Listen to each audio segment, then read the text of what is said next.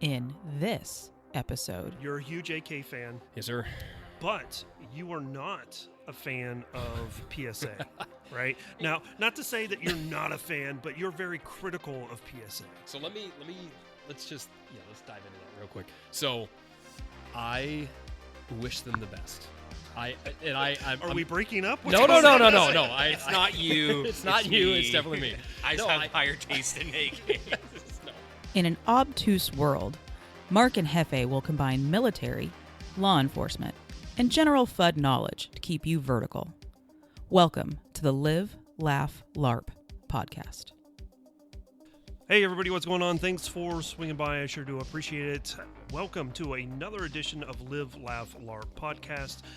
We really appreciate all the support that we've been getting over these last few episodes. And once again, we have a guest and a really good friend of not only myself, but Jefe. And we're excited to have him in town. This is actually a live one instead of doing it over StreamYard, kind of doing it over the internet. So this is going to be a lot of fun. I hope you guys enjoy it too. And one of the things that I would ask real quick for everybody is if you have the ability to, wherever you're wherever you're listening to this. I mean, you can watch it. I suppose, yeah, but just stare at your phone. If you could go ahead and review, give us a review, regardless of what you want to say. If you like it, great. If you have any comments, make sure you let us know. But definitely give us a rating on Apple Podcasts, Spotify, or wherever you're listening to this. This would be great. And with that being said, co-host Jefe is here. How you doing, buddy? I just got off of work and drugged into the basement again for another hour and a half podcast with a guest. But It puts the lotion on the skin. yes, it's, I'm blinking SOS, so if we actually can get the vodcast going, that would be super great, so I can get saved by my federal agent friends. We really do appreciate you taking the time to come straight from work, because you're straight from work. And with that being said, we have a couple of little dogs running around, so you're going to hear some jingling, some snorts, some barking. So just please forgive us on that. But because of the dogs, well, not because of the dogs, but speaking of dogs. There you go. I don't know how to do this. How am I going to transition? We have Matt here. We have Matt here. Hello there. Matt is a huge fan of dogs. That's what I'm trying to say. And so that's why we've got the dogs running around.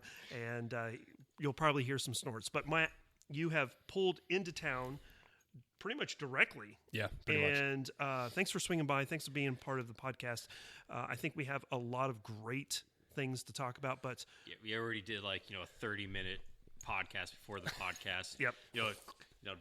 Admitted to 3 felonies, talk about our preferences for Weren't everything. recording. So we weren't recording. So Yeah, I appreciate you letting me invite myself. yeah, no problem. here. But please introduce Yes, yourself. so who are you? What do you do? Yeah, exactly. I am nobody. I am Matt Murray. I shoot AKs poorly and also shoot matches poorly. So 159th at KB, I think, something like that last year. So Really? 2 years ago. Oh yeah, Why? it's horrendous. I shot the crink. Oh, okay. Yep. the PSA crink. No. We'll Excited to get to that though. We'll get into that here. So tell us a little bit. We know your backstory. Yep. We've been hanging out for what? I mean, you weren't at Last Shot Show. I wasn't at Last Shot Show. Because Yep. I had family obligations. Yeah, I had work. having a kid. You know. That'll But so tell us a little bit about what do you do? What's the appeal? Why should people listen to you? They shouldn't. First off, That's that's fair. the biggest and best thing. You absolutely should not.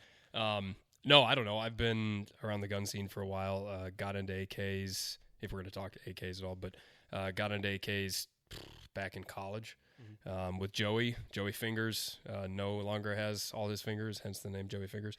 But he's in one of the original AK guys. But no, don't listen to anything I say whatsoever if you can. But we have you on here, so we have to listen. You do. So We're forced. we're- I'm forced. everybody here, everybody who is actually listening to the podcast will be forced to listen to you. Good. So let's at least make it sound good. Okay. Yeah, we can do that. You are quite possibly one of the most beautiful men that I've seen. Except for J-Mac Customs. You two.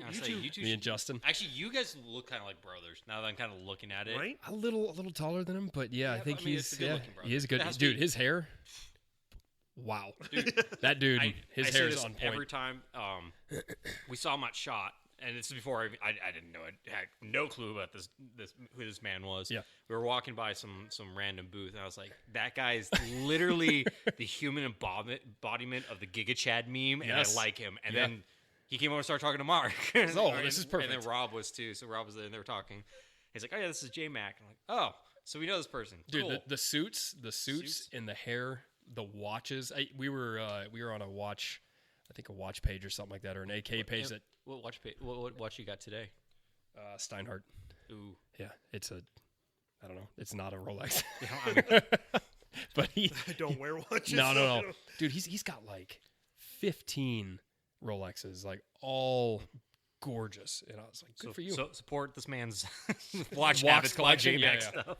Absolutely.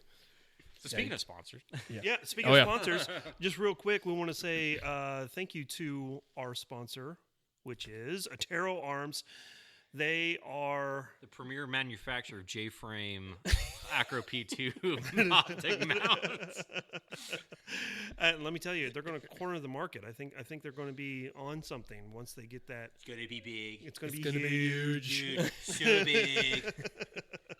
But with that being said, Matt, have you Yep. messed with the Taro I have. stuff? Yep. Yeah. So I had a 1913 mount on my 12.5 Draco that I SBR'd that I sold that I never should have sold. But that, I mean, it was great. I didn't have B33 or anything on it. Wanted it relatively compact. Always held zero. Not just saying that. I was actually telling them earlier, like I have used the Terra Arms mounts before. They are fantastic. If you want to like throw something on that you want to hold zero, red dots specifically. But I really wish they could come out with some sort of LPVO mount that would mount similarly to what they are currently doing. Yeah, that would actually be That would really be cool. huge. Yeah. Be so big. But yeah, that's and my usual pitch is, yes, there are other optics mounts For sure. platform, but the amount you pay for those is astronomical. I remember when I had like one of my first AKs, I was looking at putting a some sort of optic on it, and just even get like an RS Regulate was like $190. Yep. Like You're an paying Atero's, what, like 50, 60? yes, like something like 60, I that? think I paid locally. It was at $80 Okay. for a 509T mount because it just came out. But yeah, you just can't beat it for the price if you want to put an optic on an AK. And the low profile, like some of the ones that when you have the mount as sitting as low as it is, and then you can have the optic actually sit into that mount lower instead of having the 1913 rail. Like everything is so compact. It's awesome. It's great. So with that being said, you're a huge AK fan, Yes, sir. but you are not a fan of PSA, right? Now, not to say that you're not a fan, but you're very critical of PSA. So let's dive into that real quick. So I wish them the best. I'm Are we breaking up? No. It's not you. It's not you. me. It's definitely me. I just have higher taste in AKs. No, I wish that there was a solid U.S. manufacturer for AKs. Buying parts kits, buying imported AK, it's just not sustainable. Like the way that the market's going right now, it is unbelievably expensive to get into AKs. And luckily, I got into it. Which is like like you Which said is this crazy. like 10 years ago that everyone just looked at you like you're It was nuts. I remember going to when was that? 2008.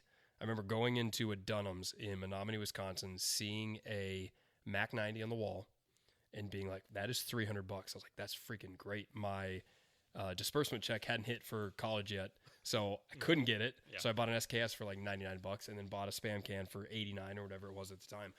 But, they should be relatively inexpensive. Of course, with all the regulations and everything coming out, we can't get that, which sucks. That being said, you have a company that has a massive amount of infrastructure and money and everything else they can pour into this. They know they're going to sell. Why not build them right the first time? And I think that's my biggest thing. Yes, you have a lifetime warranty. Great. That's awesome. You're going to use it if you buy one. But build it right the first time. So did you say you almost kind of want like a Saber line of AK? Maybe like they should call it something. I don't know. How is the Saber? Is the it Cossack line is it or something decent? like that? Yeah, it's a Cossack line.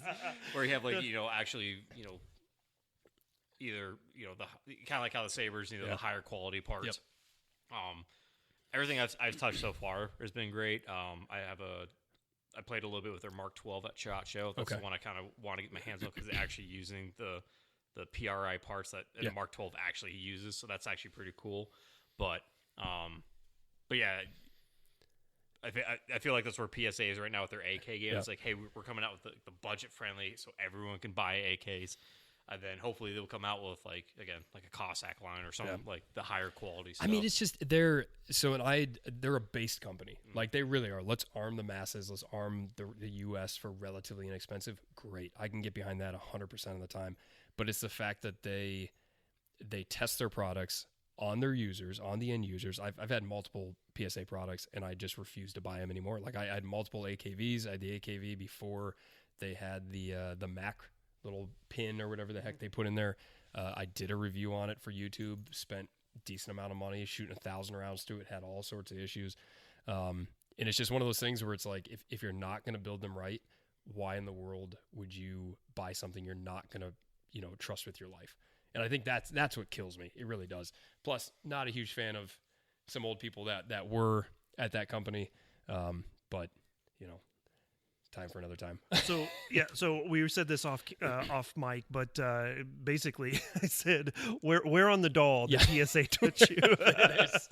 This was like a very specific event, wasn't it? That brought about a bunch of this. Do you want? Yeah, I mean it was KB 2000. For those who are not, Clash Bash. Clash Bash. Yep, Clash Bash. Was that 2022? It would have been the year you were there for this. It was the year I got COVID, so it was probably been 22. It got to be 22. It was 22. It was 20. Okay. Yep. Yeah, it was 22. So 22. I had tickets to go and everything, and like I forgot about that. Yes. 2 days before, I actually got like the death COVID, not like the normal flu. By the way, did you see they just came out and said we can now treat COVID like the flu? Here's what the guidelines should be. Did you see, my favorite one I saw. I took a screenshot of it. My favorite one. I wish I need to get this screenshotted.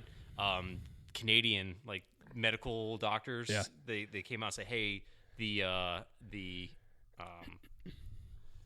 not antidote. What am I? Vaccine. Vaccine could cause paralysis. So if you have that problem, we recommend MAID. It's like, hey, we paralyzed you with the vaccine. Sorry. So sorry. Do you want to die? Here's some Benadryl or something. Yeah. It's medically induced. Medically assisted suicide. Yeah. It's like, hey, have you thought about killing yourself? Great thing with the free healthcare.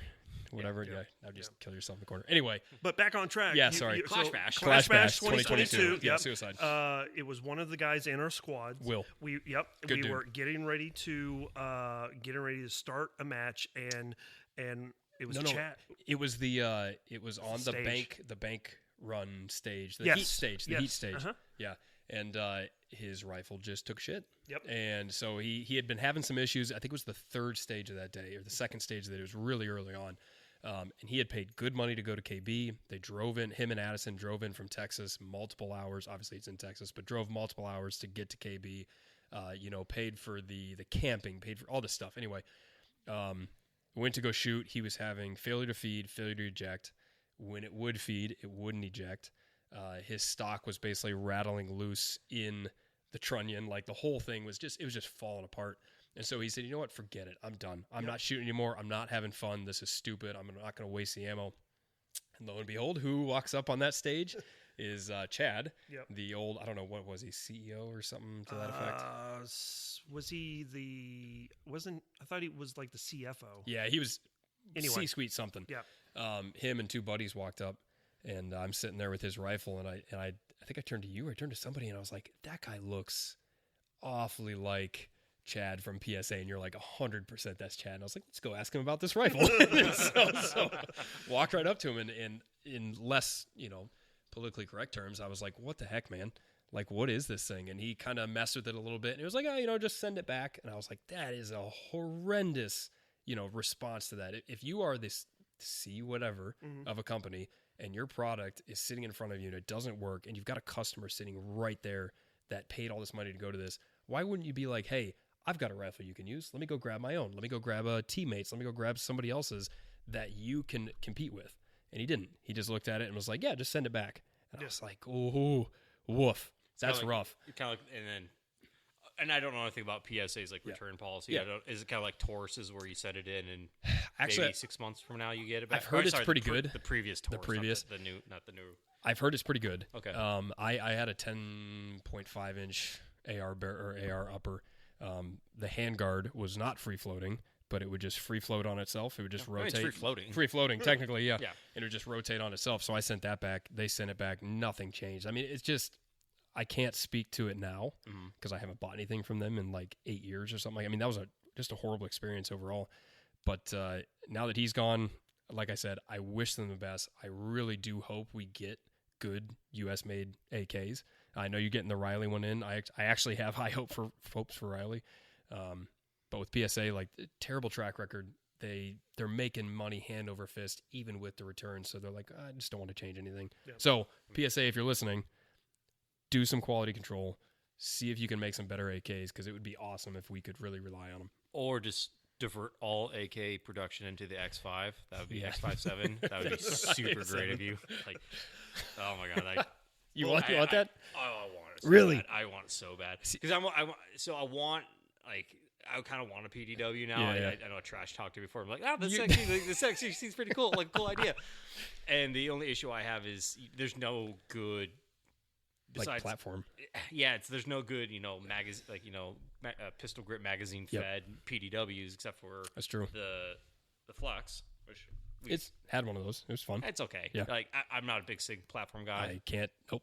That's another PSA. Yep. I mean, we talk about it too, but that's a whole and then it's the B&T TMP9 or TP9, which trigger is horrendous. It's $1,800 just to get the base model of it. Yep. So having something that is relatively inexpensive. I mean, they said it's probably going to come out about like $900,000. Anything now for sub 1,000 that you can good. Get, especially in this market, that's fantastic. Which is depressing, but that's great. I mean, something that's new and relatively innovative and kind of geared towards the self-defense market. Like I can go to the gun store right now and buy like TaylorMade. I was just up there the other day, the gun store. Saw a sign for that on the way.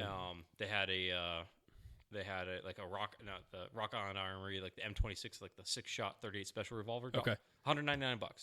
Two bills. 2 bills. Walk away with it. You can't find that. You can't find that anymore. And again, I can't speak to RA's quality, but if you have some time tomorrow, I know you're heading out early. That store is a hoot to go to really? Because they have like an SL8 there and like a 417. So if you're gonna go there, and you're going to buy guns, like you're gonna bring $4,000 or $5,000 because it's like they have some cool stuff there. Even better. It's like I can get like a $200 Rock Island Armory, or I can buy an HK SL8 for like $6,000. See, and I guess that's the problem with the gun industry in general. Yeah, like I don't want to spend, and you can. I don't want to spend $6,000 on an AR. That is so boring. Like, so freaking boring. You can just buy a Dano Defense that does the exact same thing for like $1,500. It kills me seeing that. Yeah. AKs, on the other hand, I'll drop stupid money for something that I really want. What was that other AK company we saw at SHOT Show? Which one? We saw so many. It's the one. It was the booth where the guy wouldn't tell us where he got his trunnions from. Man, you know what I'm talking about now, right? They had like all like they're very weird AKs. They're very, very, very modernized AKs. Is that the one that Micah Mayfield just took a picture with? It was like a weird bolted together looking type thing. No, that's we saw those that? guys. That looked neat. Are you talking about the PCC style AK? No, where they made the handguard like a C channel. Yeah, right. What? Yeah, there is very interesting. on something. What was that one? I don't remember. There is like this Ava's been showing them for a little bit now. Is this company that made like AK-esque platforms? Okay. But they have like a 9mm almost like a KP9 sort of looking thing. Okay. But the front handguard literally looks like they went and bought a loop, like went and bought like a steel, a tubular, like a piece of like 1-inch tubular steel, cut M-lock in it, bolted it on there. It's like, look at this, it's a Cyberpunk or whatever it is. That's gonna be perfect for KB this year. Yeah, I mean, yeah. You both are going to KB this year, aren't you? No, I'll be there. You're not going? No. I thought you were going this year. No, I was planning on it, but something came up on the calendar, which I don't remember off the top of my head. I'm going to pull up my calendar right now. Something came up that made it. Oh yeah, I have a family. Yeah, that was gonna say. That's weird. Let me look at mine. I also have a family, and that's exactly why I can't go this year either. No, I already have enough obligations in the next couple months that. I feel that. So. Yep. Yeah, one of the interesting, going back to the AKs real quick, one of the interesting things about the crinks. Oh, yeah. Right? So we have PSAs coming out with one. Riley Defense just is getting ready to drop theirs as well. But something that was put into the AK Files Facebook group was someone made a comment about if the U.S. markets could just figure out a way to sync their trunnions, right? So the forgings. Riley Defense turns all of their stuff in-house. Do they really? Yeah, I thought that was really, really cool. So I was like, wow. And I got video of him, showing me the forging and then how it's turned down. I was like, that was really, really cool. Okay, so that's great. But one of the comments was, why not get PSA, KUSA, Riley Defense, Meridian Defense, even Century all together to pull from one forge, one manufacturer, and then have a quality product across the board. I don't think that will ever happen. It's money. Yeah, no, it's money. And then I think the control as well. I can see that. So, a lot of different things to think about. But I just thought that was an interesting comment. That'd be neat. Yeah. I mean, it is, I get it. Like, it took Kalashnikov, multiple years to get anything remotely good to come off the line. Not KUSA, but like real Kalashnikov. Yeah. Mm-hmm. Like a long time to figure that out. And that was 1940s Russia. Yeah, 1940s, yeah. Syndicus. That's what it is. All That's right. That's right. Yeah, See, doesn't it look kind of bolted? It looks like a little bolted together. It looks neat. What was... I just pulled it up and showed you the other one, the aluminum, the KP9 looking esque. Yeah. I like that one. I mean, it looks almost like a Papi Shaw and a KP9 had a baby. It does. Yeah, that's the other. I mean, KUSA. I mean, we could talk. I know I was just listening to the other podcast with AK Quality Enforcement. Mm-hmm. He covered a lot of KUSA stuff too, but it's just buy from moral companies. Like if that is the biggest thing when you have a porn star as your whatever she was at the point in time. It's like, come on now. Is that who you really want to support? I don't know. It was an OnlyFans model. No. I don't think it was. This is where I my knowledge just completely dies off. The only like claimed AK fame I had a Wasser 10 like in 2010. Solid gun. Sold it. I went to Kujir and got yelled at by some dude. Yeah. And then I had. Is that how you say it? I've never known how to say Kujir. Is it? Okay. Kujir. All right. And then I was calling it Cougar. No, it's not Cougar. And then I had another AK. I don't want to say because then Matt's going to bully me. And then I will, 100% will. Well, see, that AK he purchased from me and then sold it back to me for more money than I sold it to him for. Nothing wrong with that. Traded you. So well, you and Addison have both bought more guns from me than I think I've sold to anyone else. To be honest with you. Yeah. I mean. I think one day he shows up at the range like, I got this from Matt. The M90. I also got this one. Yep. I got this one from Matt. The 106, the M90, both 5.56 AKs. Yeah. Which again, like I don't want to dwell on a bunch of AK. We can, but a bunch of AK stuff. This is free form. Perfect. Let the man cook. I hate when people hate on 5.56 AKs. Like I hate it. It's stupid. It doesn't make any sense. You love the platform, cool. I don't care if you don't like 5.56 AKs. It doesn't matter. Mm-hmm. Where are you going to get 5.45? Yeah. Legitimately, like I've got enough stock. I've got 10,000 rounds stocked up of 7 and 6, but that was when I bought it for 15 cents a round. Did you buy that from like your Somalian friends or?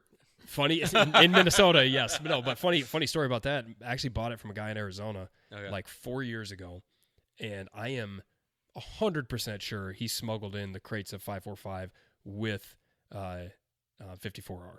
Like 100%. He brought in a legit trailer or whatever the Connex boxes. Yeah. Brought in a Connex box of 54R and all of a sudden had like 14 crates of 7 and 6 in the back of his truck. He's like, "Want to buy this?" I was like, 100% yes. So I just brought that back up to Minnesota. I always love telling the story too. Back in like 2005, I had a buddy of ours who actually lives in Wamego still. He bought a, I don't know, I think it's an Arsenal 2005 with think it came with like almost 20,000 rounds of ammo. Oh, and he paid $1,000 for it. Goodness. And we bullied him so bad. And then he started, and this was pretty funny. His room at his parents' house, he started making the furniture out of the boxes. 5.45 crate where he had like a desk, he had like the bed and everything like that. And we used to bully him so much. And nowadays, like, hey man, you got any of that 5.45? Well, the interesting thing is on some of the comments I get on the YouTube videos about 5.45 or 5.56 AKs, is they're like, "Oh, a true AK is in 7.62 by 39 or 5.45," and I was like, "Okay, you say that now, but if I find out you have a 300 blackout AR, I'm gonna freaking bully you, right?" And that's one of the biggest pet peeves, right? And I was like, if you're true to form, then why do you have a 5.56 AR? Right. It should be 308. Right. Am I right? Am I right? Yeah. And yeah, because I know what was the nothing first about ARs. AR? It was my autism doesn't go that far back. Me neither. I'm very, very bad at like history of guns. Like I know they were made. Yeah. At some point, Mattel made the AR-15 for a while, and no one liked it. Yeah. And then I own one. That's that's kind of when I shoot it in the end. who made the AR? Who created the AR? Stoner. Yeah, Stoner. Yeah, there you go. I was like, not John Moses brought Dusty Yeah, Brown. I saw you chugging over there, and I was like, "Don't hurt yourself. You got it." It's just one of those like that scene from Tropic Thunder. Like I don't know what it's called. I just know what the sound it makes. It takes a man's life. Speaking of that, did you see the meme I posted in the AK D-bags? No, I'm not in that group. So okay, it's Tropic Thunder. It's him holding his blown up hands. And it was like, I love my PSA AK. It's like, sorry to keep bringing PSA up. I'm saying, yeah. Is that just a recycled IO meme? I don't think Visca meme. I don't think it was. It may have been. Yeah, Visca for sure. Gosh, too bad. Yeah, going back to those Trunnions though, I think that was the most interesting thing I saw at SHOT Show when it came to AKs was actually he had here's what it looks like when we made it and then we mill it all down. Like so it's all billet. Yeah, it's all billet. Okay. I mean, that tends to be better. Mm-hmm. And I like I said, I know Riley has had their issues 100%, but if you're building stuff and you're turning stuff by hand and whatever, CNC, not obviously by hand, but CNC machine, that's going to turn out much more quality than, doing whatever the heck PSA is doing. And like I said, I hope the crinks are great. Yeah. I really do. Will I buy one? No, because I stand on principle, but I hope they're good. It'd be probably one of those maybe version 2 or 3. I feel like that's like the VGF version 3 or whatever. GF3. Yeah. I mean, it's when they first came out with the AKs, I was like, sweet, and that was before I had really known much about PSA. Like I hadn't bought anything from them. When they first came out with them, I was like, awesome. I love AKs. This may be solid. This will be great. And I think the GF1 was trash. The GF2 trash. GF3 apparently is better, and then GF4, 5, what are they on now, 6 or something like that? But that just lends it to, hey, if you're going to do it right the first time, and obviously they haven't. So again, what it is. The only PSA experience I have is their 103, which that rifle I put probably like 1,200 rounds through it. Never cleaned it, suppressed, and it worked. It worked great. See, and then their micro dagger slide, but. See, I've heard great things about the. Yeah. No, you're not good. Well, okay. So, and again, this is part my problem. Yeah. So, and I actually joked with what's her name, Kat? Yeah. At a PSA booth. No, that's Logan. Logan, sorry. Who's Kat? Kat's with Global Ordnance. Oh yeah. Logan about this. I put a Shield Arms mag and a Glock 43 OEM lower with a PSA upper. Oh my gosh.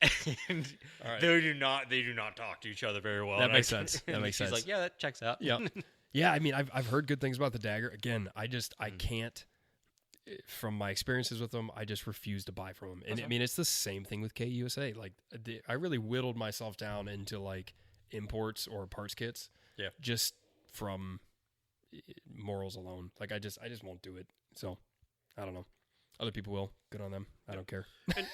And at the end of the day, as far as like imports goes, we all know that the Wasser is superior one. Well, it's a workhorse. It is a workhorse. It looks like Edward Scissorhands put it together. Yeah. But at the end of the day, it's a workhorse. It's going to run. I had someone comment on another video about Wassers, and they were like, "Oh, Wassers are trash. They've always been trash." And I was like, "No. If you get a Wasser from the last 5-8 years, yeah, I'd go back even farther than that, maybe. Yeah. Honestly, like if you look at early 2000s. late 90s is when they were really like having some issues. But that's also because they were importing them half-assed, putting them together, Correct. and cutting. They were cutting the mag wells out and everything else. With a Dremel, not machining them out. Legitimately, yes. I mean, you'd have the single stack washers that would come in. They cut out the mag well, and then that's how they do it. At that time, those were Milsurp kits too. Yeah. So they had already been put together once, demilled, and then put back together. So And then, then hand fit with a Dremel. Right. Some drunken whoever is making it. But no, I mean, they are washers. If I'd give any advice to a brand new AK person, if you're going to do anything, buy a washer. Not a Visco. Not a Visco. Do not buy an American-made AK. Period. As of right now, unless you're buying it from a U.S.-based builder, you're looking at CW Gunworks, you're looking at POF Defense, you're looking at Meridian, any of those guys. Who do we go hang out with that shop? The AK builder. Mario? No. RD. Oh yeah. I mean, same thing. Jim Fuller, all those guys. Yeah. No, is it the tour? Rifle Dynamics. Rifle Dynamics. That was Jim's old thing. We can talk about that in a second. But I mean, you buy a U.S. small company built AK, great. Meridian, phenomenal. What about Brandon Herrera's AKs? I don't know. He hangs out with Aiden, and I don't know if you can trust people that hang out with Aiden. Well, we love you, Aiden. I love you. I'm horrendous. It's one of those things where I've never seen one. Like no one talks about it. It's like, oh yeah, he makes AKs. I don't think he makes it. I don't know. I mean, I know he that used many. to. Well, someone just won it was like his presidential, not president, his congressional. Presidential. That'd be awesome. No, it wouldn't. But his congressional thing where it's like, hey, this Joel from Kansas won because someone from Kansas won his AK. Gotcha. Yeah. Well, technically Brandon doesn't build them. It'd be Zach. Right. He's Zach. It'd be right, Zach. Yeah, and Zach is a phenomenal builder. Like if we're talking crank kits, I know we're circling back here again and just really beating on this thing. You're talking crank kits. You have a U.S. based manufacturer who has made reproduction parts of cranks. And that's Zach Jefe, which is his builder, not PSA.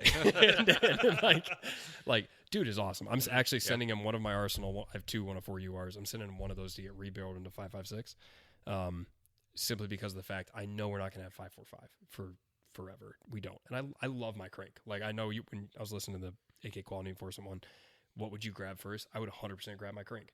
I can hit shots out to 200 yards fine with iron sights, no problem. Again, you talk about, penetration and tumbling, all that stuff.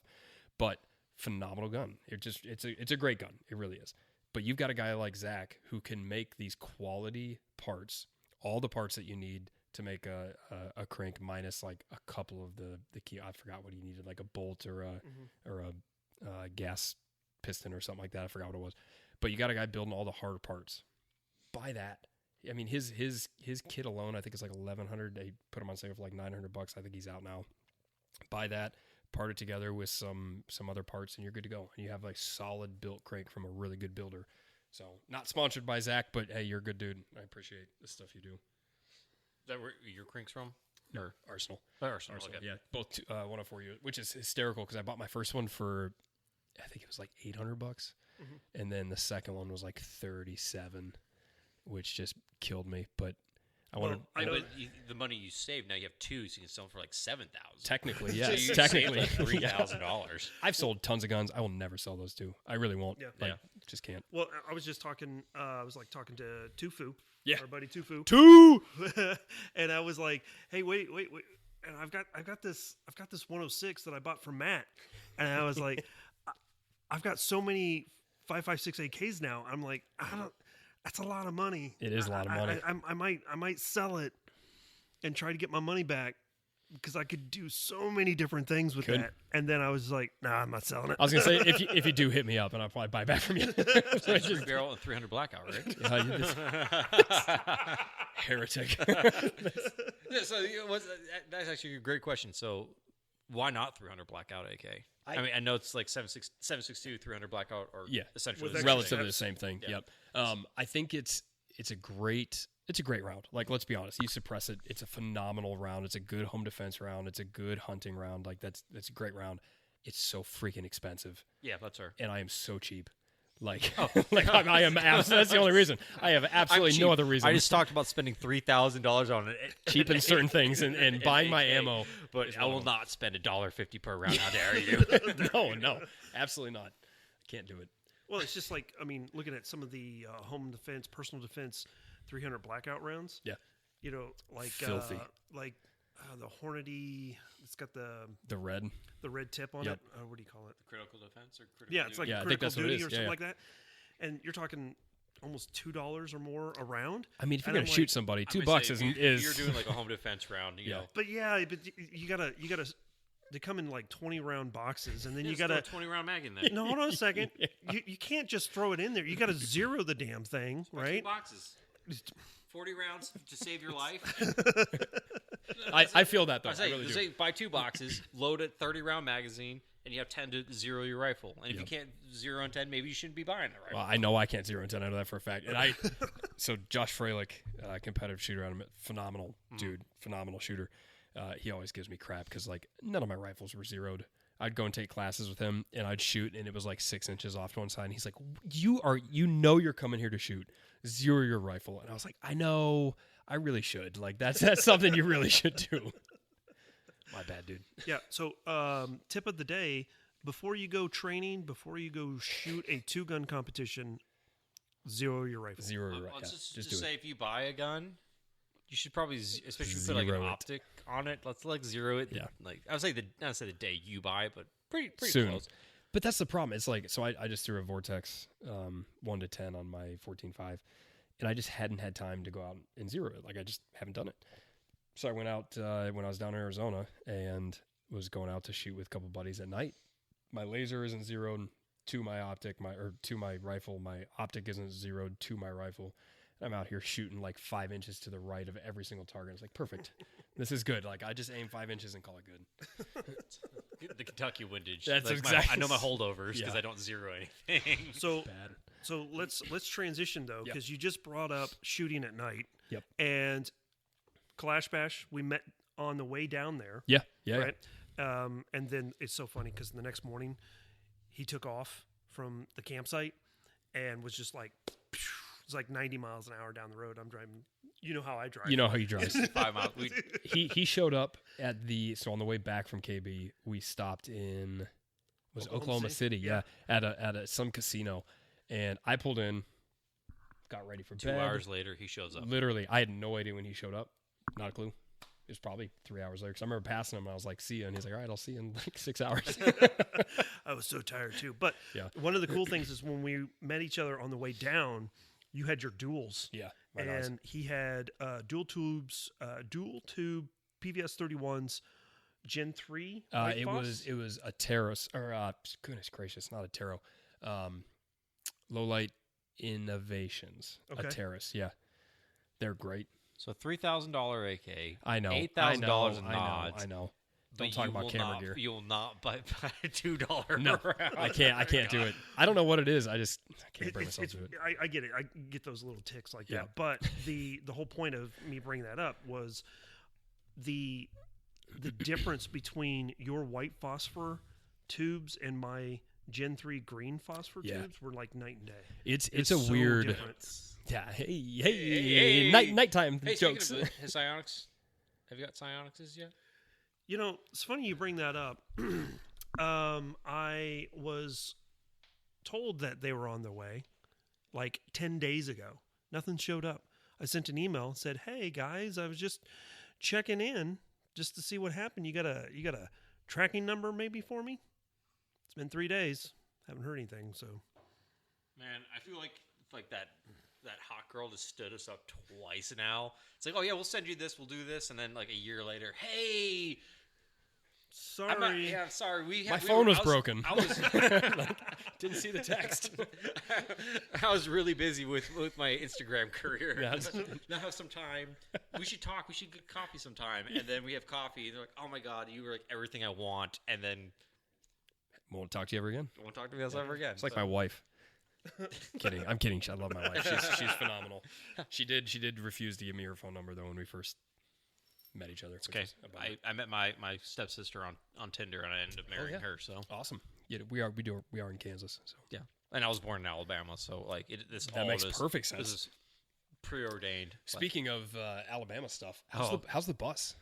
I don't know how Alabama. And the only reason I say that is because I am jealous that you are doing that, because that is awesome. It is. It's awesome until it's just a daunting project. Yeah, it's big. coming along. It's just big, and there's a lot of stuff where. Did they know about the bus? By they, I mean we've never actually talked about it. That's an interesting topic. That's an interesting topic. Yeah. So I ended up buying a school bus from a drug rehab center. And so, 40-foot 1993 Chevy Bluebird school bus, and we are currently in the process of converting it into a big RV. And I say it's mainly me right now because it's all the demo work and installation. So I got all the installation, and finally I was going to start getting framing up inside of it, but the hard thing is my truck's in the shop right now, getting a gas foot pedal installed, so I had to steal a Chevy Equinox that's parked outside. So I haven't been able to go to the store and get all the wood for it, but it's going great. I did when we bought it. I'm just taking a video. Yeah, no, keep going. So we bought it last July, and then I ended up we took it up to Chadron, Nebraska for like a week-long camping trip, and then I took it to Colorado for 2 weeks of military training, slept in it. And did you really? Yeah, and then I took it up to Leadville, so it's been at the highest brewery. And running fine? Oh, running fine. That's awesome. Those it's a Caterpillar. It's a Caterpillar diesel engine. Okay. So I mean, you're not going to get anywhere fast, but you're going to get there. Yeah, that's all that counts. There's at one point a couple passes in Colorado where I was going probably like 25 miles per hour. Yeah, but coming down the other side, screaming, screaming, and it had to do Luckily, it has the gear down, the engine brake, and so I put it like second gear and just kind of coasted. I don't mess with that. That's terrifying. But made sure I knew where every single runaway truck's like pull off was. So. Yeah. But thank you for asking that. Yeah. We haven't actually had an opportunity to talk about my bus curiosity. I mean, it's so awesome. Like if you can retire earlier, whenever you retire, whatever, being able to drive around, if you're married, if you're not married, whatever, with your wife by yourself, and go see the freaking U.S. That's awesome. That's kind of our plan. She actually, my wife just quit teaching last year. Nice. Like, was done with it. Public school is gone. Like, save your kids, pull them out. Homeschool, Catholic school, whatever private school you can find. That's the option right now. I mean, hell, even in our small, like this Manhattan, where we're at. Sorry, we'll blip that one out. where we're at, it's not that big of a school district, but even the middle school, we're pulling drugs off kids every day. Yeah, dude, it's crazy. Nuts. Like stuff is it is not the same when we grew up. I mean, today a grown ass woman, in her 30s, was complaining that a 5th grader was threatened to like stab her and blow her up, and you're just like. Hey, first of all, he's a 5th grader. He's dumb. Yeah, what are you gonna do? Yes. I don't know, man. I was building some weird stuff when I was in 5th grade. Yeah, but not like commercial explosives. No, I was building bombs. like Legos. I was building cool pirate ships. Oh, we used to blow stuff up all the time in like 5th grade. That's why I was kind of curious. They're like, hey, by the way, can you find try? But that's kind of the plan. She got a nice remote job working for some company that sells all their labor to India, and she reaps the benefits. Good. So. No, that's awesome, man. Yeah, get your I don't know if you do what is it, Grand Thumb does, like dad advice or whatever. Yeah. Get your kids out of public schools. Have lots of kids. Yes. And more kids, teach more them better. Yeah, more kids, more better. And teach them to love Christ, and your life will be great. It's gonna be so great. I have enough for like an entire fire team in this class right now. Heck yeah, man, that's fantastic. That was the point that I was going to say is minimum fire team number of kids. Yeah. And we're also working on the crow system. Have a friend in Afghanistan's going to say. So love it. So you're on the road right now. Yep. Can you talk a little bit about why you're on the road? What happened? What's going on with that? Wife and I went down to Arizona for a couple months just to get out of the cold of Minnesota, and we've done this the last. I think 3 years, something like that. Was it for work or anything like that? No, just to get out of the cold. But I work remote anyway. Wife works remote. She was on maternity leave. Just went back. She had 20 weeks, which is like Wow, unheard That's of, good. like Crazy. 5 months, which is crazy. And I ended up negotiating like 16 weeks. So we had a full month in Arizona where, we both were not working, which is fantastic. So And you need it when you have a brand new baby. yeah. So I mean, we just went down to get out of the cold. My parents bought a house down there for retirement and just go back and forth from Minnesota to Arizona. And it was nice. It was great, man. Are you still doing photography and videography? for Yeah, that group? still doing that. Can you Actually, talk about that at all? yeah, for sure. Missed out on definitely some opportunities there, unfortunately. But I have the privilege of working with Josh Freilich again, F5 Productions up in Minnesota, and doing videography and photography for him. We have a phenomenal team. The only production team that does day of match, dropping match videos day of. So if you have any of the major matches, if you're looking at like Tactical games. no, actually we Sean, who's one of the main guys that Josh started this with, started doing stuff for the tactical games a while back. They came over to Josh, but any of the Memorial 3-gun, any of the Texas shotgun championships, stuff like that, we do day of that. And then we actually, I guess this year, Josh was over at SHOT Show, closed a bunch of contracts. So we're doing stuff with Polaris, we're doing stuff with Federal, and That's gonna be awesome, all man. those guys, dude. I'm so excited. So IWI too, Jeremy, Grisham, great dude. We do stuff with him all the time.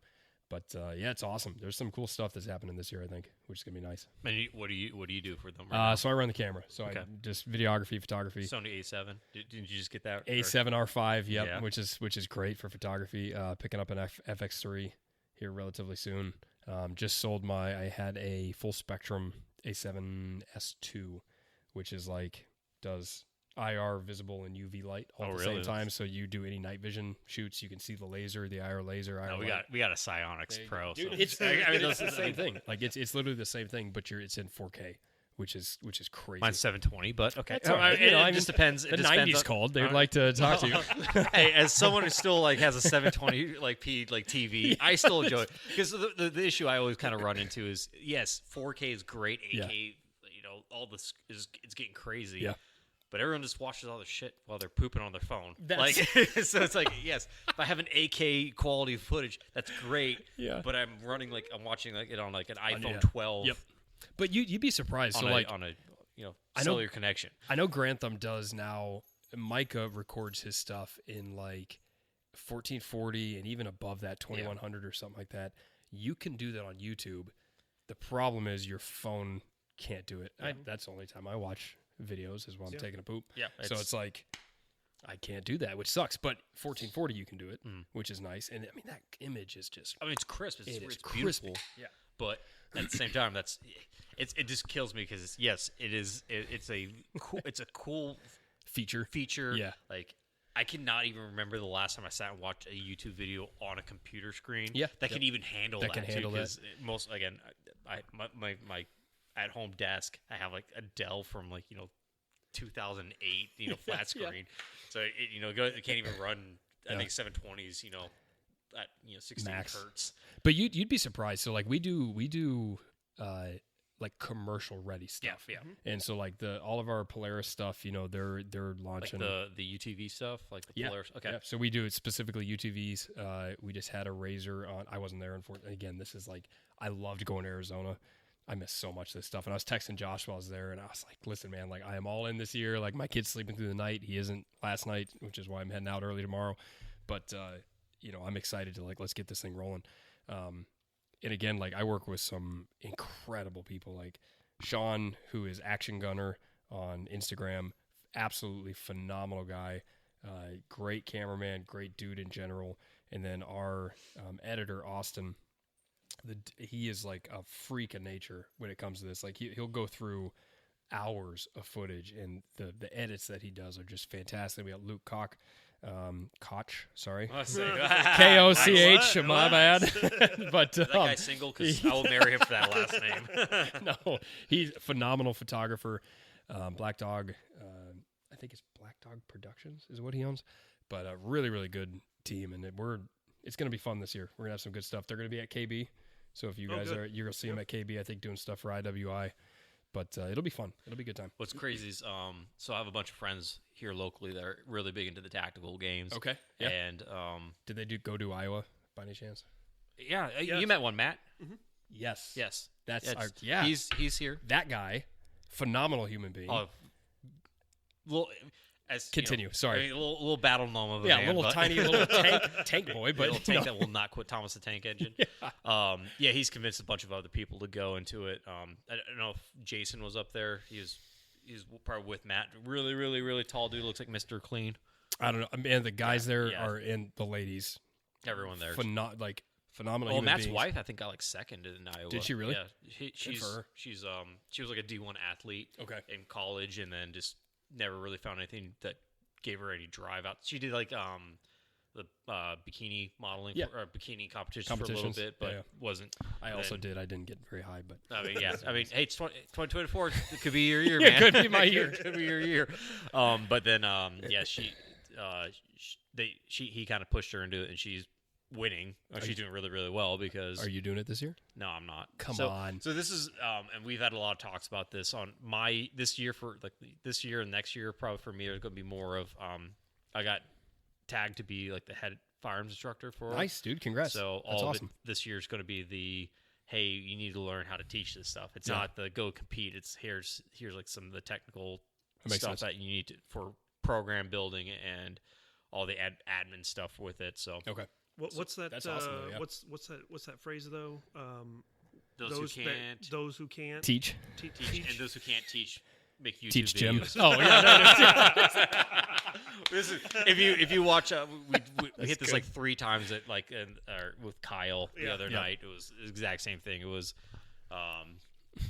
the back and forth of like, oh, you're your instructor. Like, well, you do YouTube. So. Yeah, that's good.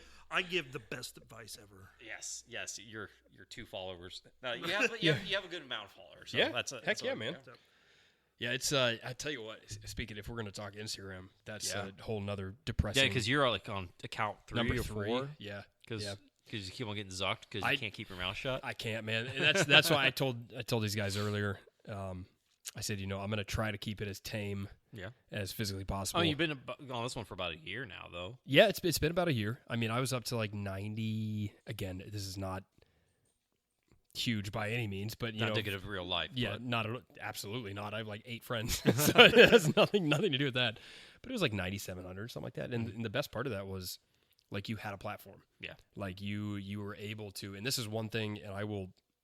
Addison, I love you. You're a great dude, and I absolutely love what you're doing. So Aviator Armory, if you don't follow him on Instagram, go follow him.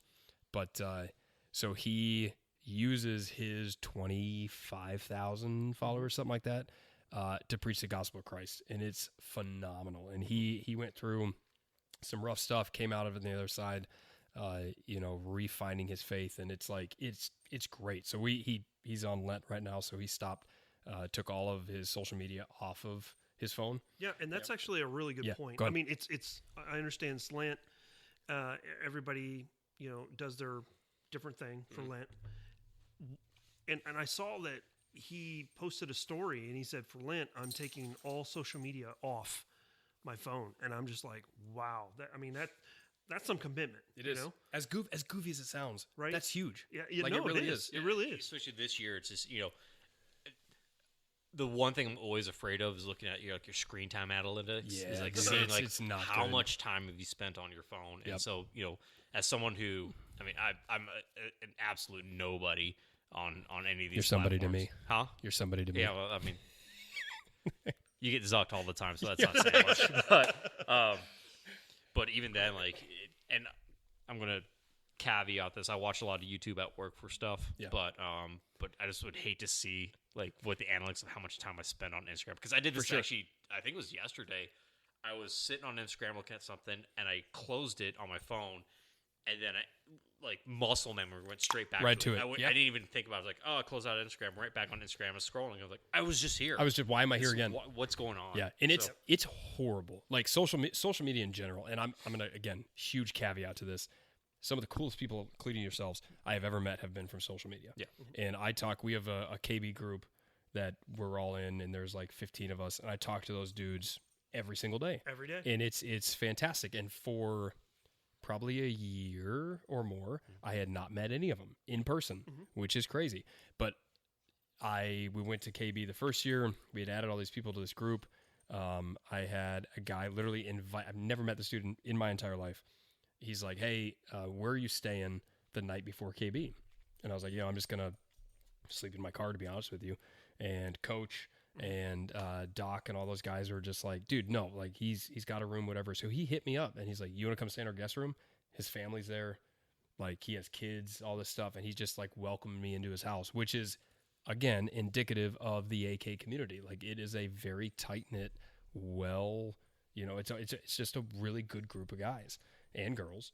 And it's fun, but it's a good time. But no, I think what the big thing, especially like our generation, is kind of like is we grew up without it, and then we used our skills of actually talking to people, interpersonal communications, and how to actually talk and be a likable person, and how to have a personality outside of this. And it's like, hey, cool, here's a platform where I can take that, project it to people. Right. Compared to nowadays, where a lot of people, it's like their life. This is who I am. I have followers. Like I had a little shit the other day ask me how many TikTok followers I had. Like he thought it was like a flex. I've never been on TikTok. I have never been either. I love it. My wife sends me TikToks, and I tell her stop. I keep on like sending her like Chinese emotes and everything like that. Like stop sending me the stuff.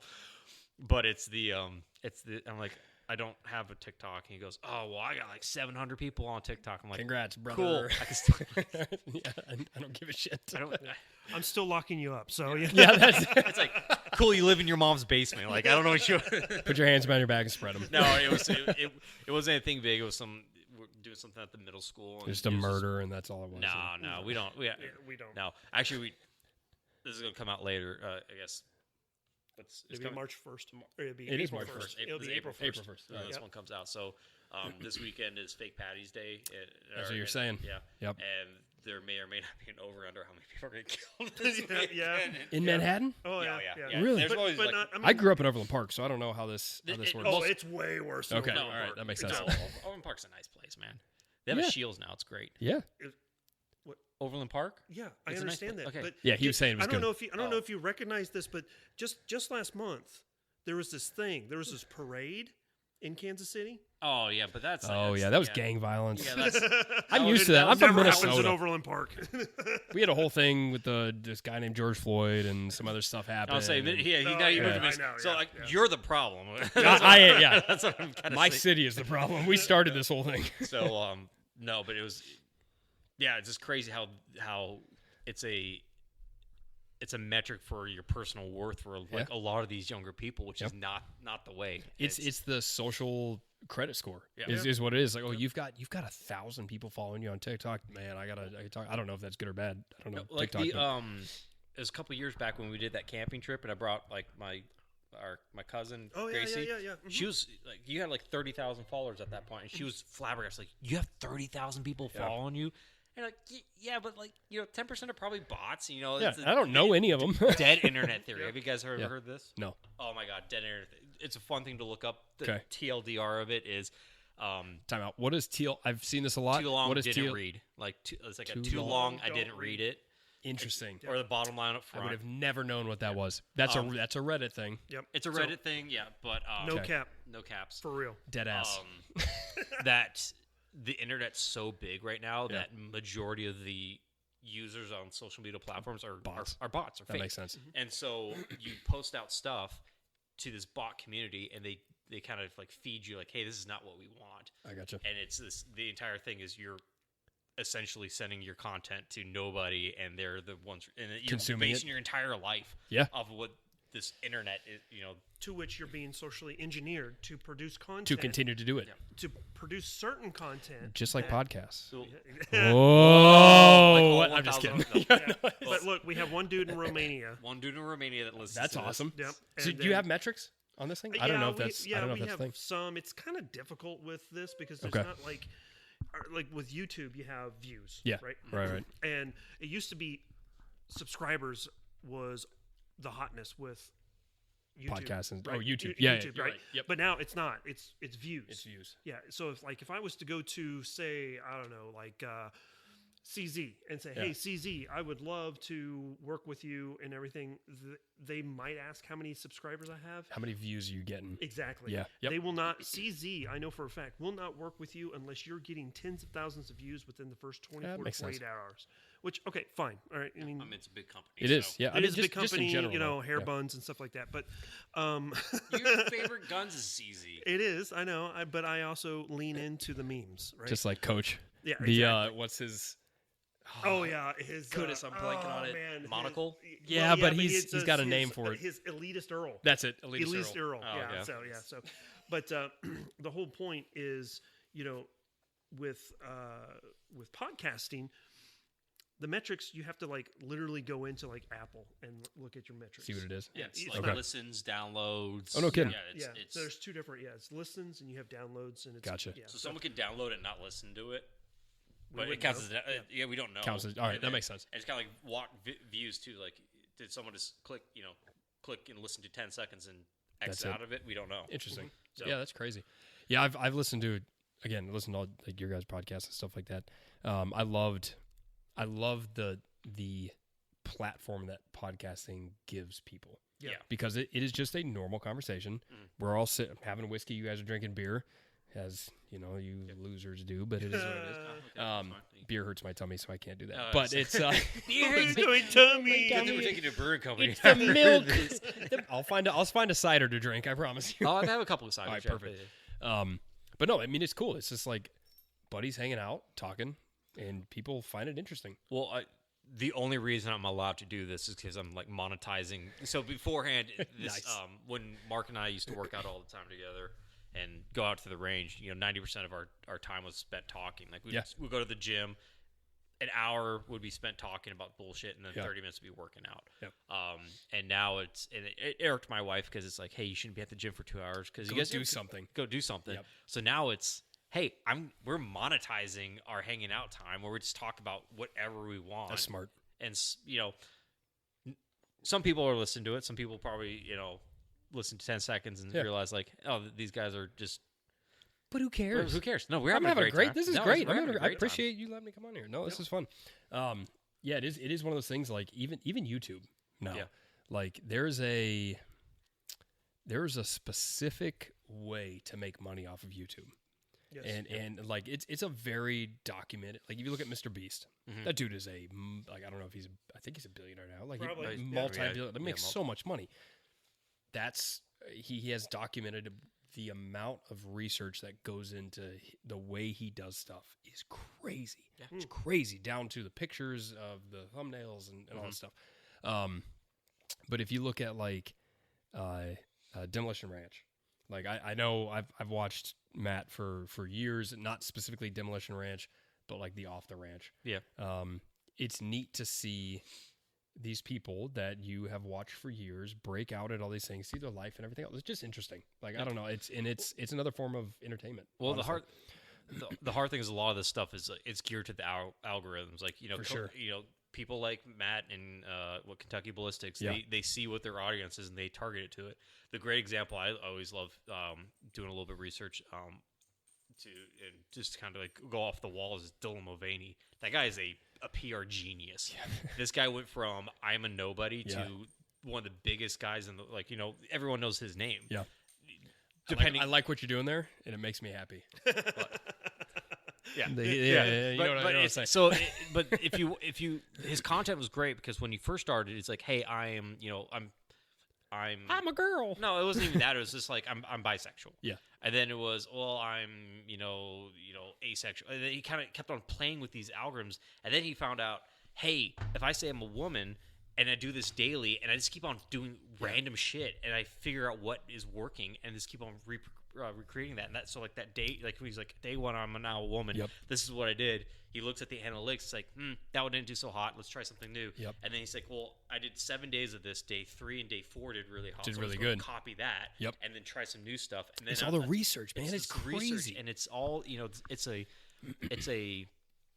a job. Yeah, it really is. This is a job, Yeah. which shouldn't be because this doesn't matter. It doesn't. It literally does, and that's the funniest part. So like, I've given up trying to grow my Instagram page. Like I really have. Yep. By the way, if you want to go follow the 1776 USA 3.0, you should. But we'll put it. We'll put links and everything like that. I've literally given up growing on it. I really have.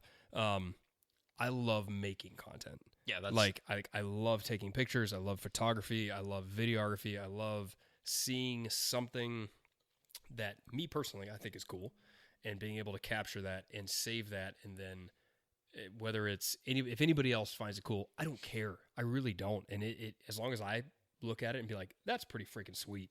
Like that's cool. Like I'm happy with that. And I wish more creators would do that. Yeah, because you're all making content for your someone audience. Else. Yeah, it's not like make it for yourself. Like that's fun to do. And so, do you ever listen to the Seaburn Art podcast? I don't know. They talked about this for a long time ago, but he was saying like I stopped adding hashtags. I stopped adding same like to all my content because like hey, I'm making this genuine content because I like it. Because I like I would like to do 100%. And if people like it, cool, they will find it. Like the people that are following me already or will share my content that they will that will naturally grow. Other people that like the stuff that I like will start like it. And that's, I don't want to divert too far from this, but that process or that thought process was what brought me the most peace in life. Yeah. Like in general, I'm gonna get real deep here for like 2 seconds. No, go. So like this is what a podcast is for. Awesome. So in high school, I was like 140 pounds, 150, tiny little dude. I mean, I graduated college at that weight, but okay. Sorry, victim weight is what we call it, but that's all right. So like bullied a little bit, whatever it is, what it is. And I took that and I was like, you know what, why don't you put that to some use and like go do something? So started lifting and all that stuff. And it's been great. But like, I stopped caring what people think about me in general. I don't care. I want to be the best version of me that I can be for me, my wife, for God, not in that technical order, God, wife, family, everything else. It's a hierarchy. It is a hierarchy. My kid as well.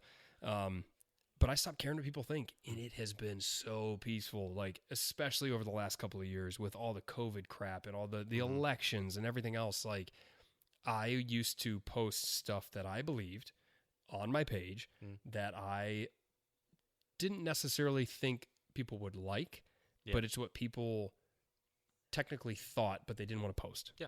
And so like I'd post that, hence why my page got shut down. Twice Twice now. But it's like it has been so peaceful. And my wife tells me all the time, she's like, you speak out on all sorts, whether it's abortion, whether it's women's rights, whether it's, God, whether it's guns, COVID, all this stuff. And it's like, you don't care what people think. I don't give a shit. And it has been phenomenal. It's been great. So now the next level is, and this is what I've been struggling with too, because I have the same thing as like, no, I have all these strong opinions. Yep. Why post them online? Like, that's the next thing. Is like, I'm like, 100%. That's who gives a shit? Yeah. I struggle with that all the time too. I'll the amount of probably draft stories I have written up or something like that, or content that I've created. Yep. You're like, so I think to me, the reason you do that, the reason you should do that, especially as you and I are like-minded individuals, it is 100% one-sided on social media. Yeah, that's right. No matter what social media site you're on, it is always, you should do this, you should support this, you should believe this, and all of a sudden one person inserts something in there that isn't like the rest of the thousands and thousands of bots or thousands of other people that think that. They're like, kill this man. Yep. I do not like this. Shut it down. Shut it down. And it's like one person will hear that. And the weirdest part of this is I've posted some things specifically on abortion, where I don't support that whatsoever. Yep. Like I don't believe in it, whatever. And I posted something and I had a guy message. I'm not going to say the guy's name, but I had a guy message me that I've known for years. That was one of my wife's friends. And she went to a very liberal college. She's very on board with everything I believe in. I love her to death. But he messaged me and he goes, I have not seen a single other person come out in, not non-support. I don't even know the word I'm looking for. Whatever that word is, against this. Yeah. I have not seen a single person post against this yet. And he's like, I just want to say, like, I really appreciate you putting your thoughts out there. Yeah. I was like, well, shit, that's perfect. Yeah. Done. And I guess if you've changed one opinion, that's mission accomplished. And even that, like, people will believe what they believe, and I will not hold anyone's beliefs against them whatsoever. And I think I'm not going to get political a little bit, but it's all right. So like that's the biggest thing between the right and the left. At least the right that I know and the left that I know is I know a lot of left people. I know a lot of right people, and the right people will say, you know what, you have your opinion. I respect you for having that opinion. I'm not going to try to change it. I don't care. You want to believe what you believe? Cool. It doesn't affect me. It really doesn't. The left, on the other hand, will come at you and say, you know what? I don't like that you like this, therefore you can't like it. Yeah. Done.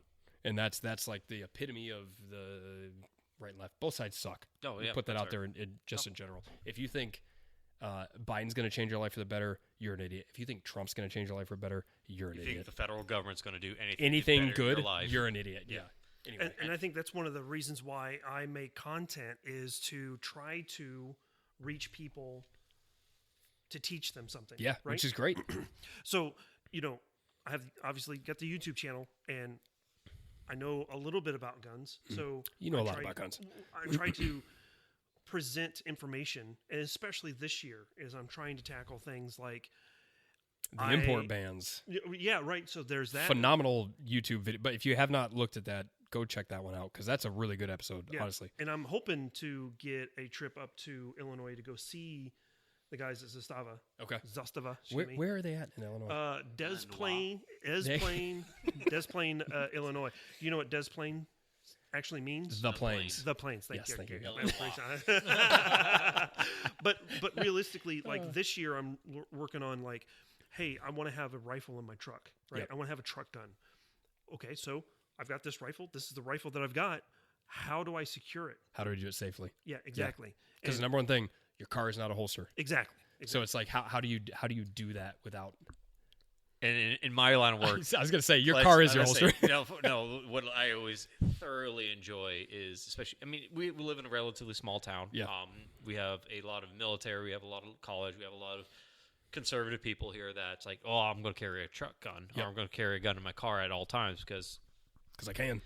And then they go and put their Palmetto, the Stringfield Armory stickers. They put all sorts of the 2A stickers on their car, and then leave their cars unlocked overnight because that's a small town, nothing's going to happen, and then wonder why they're where to find a good car, or goodness, where to find a good gun in this car. It's a loot box. That's what it is. It turns into a loot box at that point. Don't put stickers on your cars. Period. I don't care what type. No, anything. There's some stickers that, like, if you put in things like, "Hey, I went to the Rocky National Park," like there's stuff like that. But hey, my kid went to this school. Don't do that. And I graduated here. Yeah. And my kid's an honor student at Overland Park, Blue Valley Northwest. My stick family. PSA stickers all over it. So it's like, this guy has guns, and I know exactly where all his family goes. Yep. So. I'm sure they're not going to be in the house at this time because his kids are going to school. His kids aren't going to be like. Just don't do it. Yep. Anyway, exactly. Basic OPSEC. It is. I'm terrible. I will say that I do have my Midwest sticker and my Industries. No.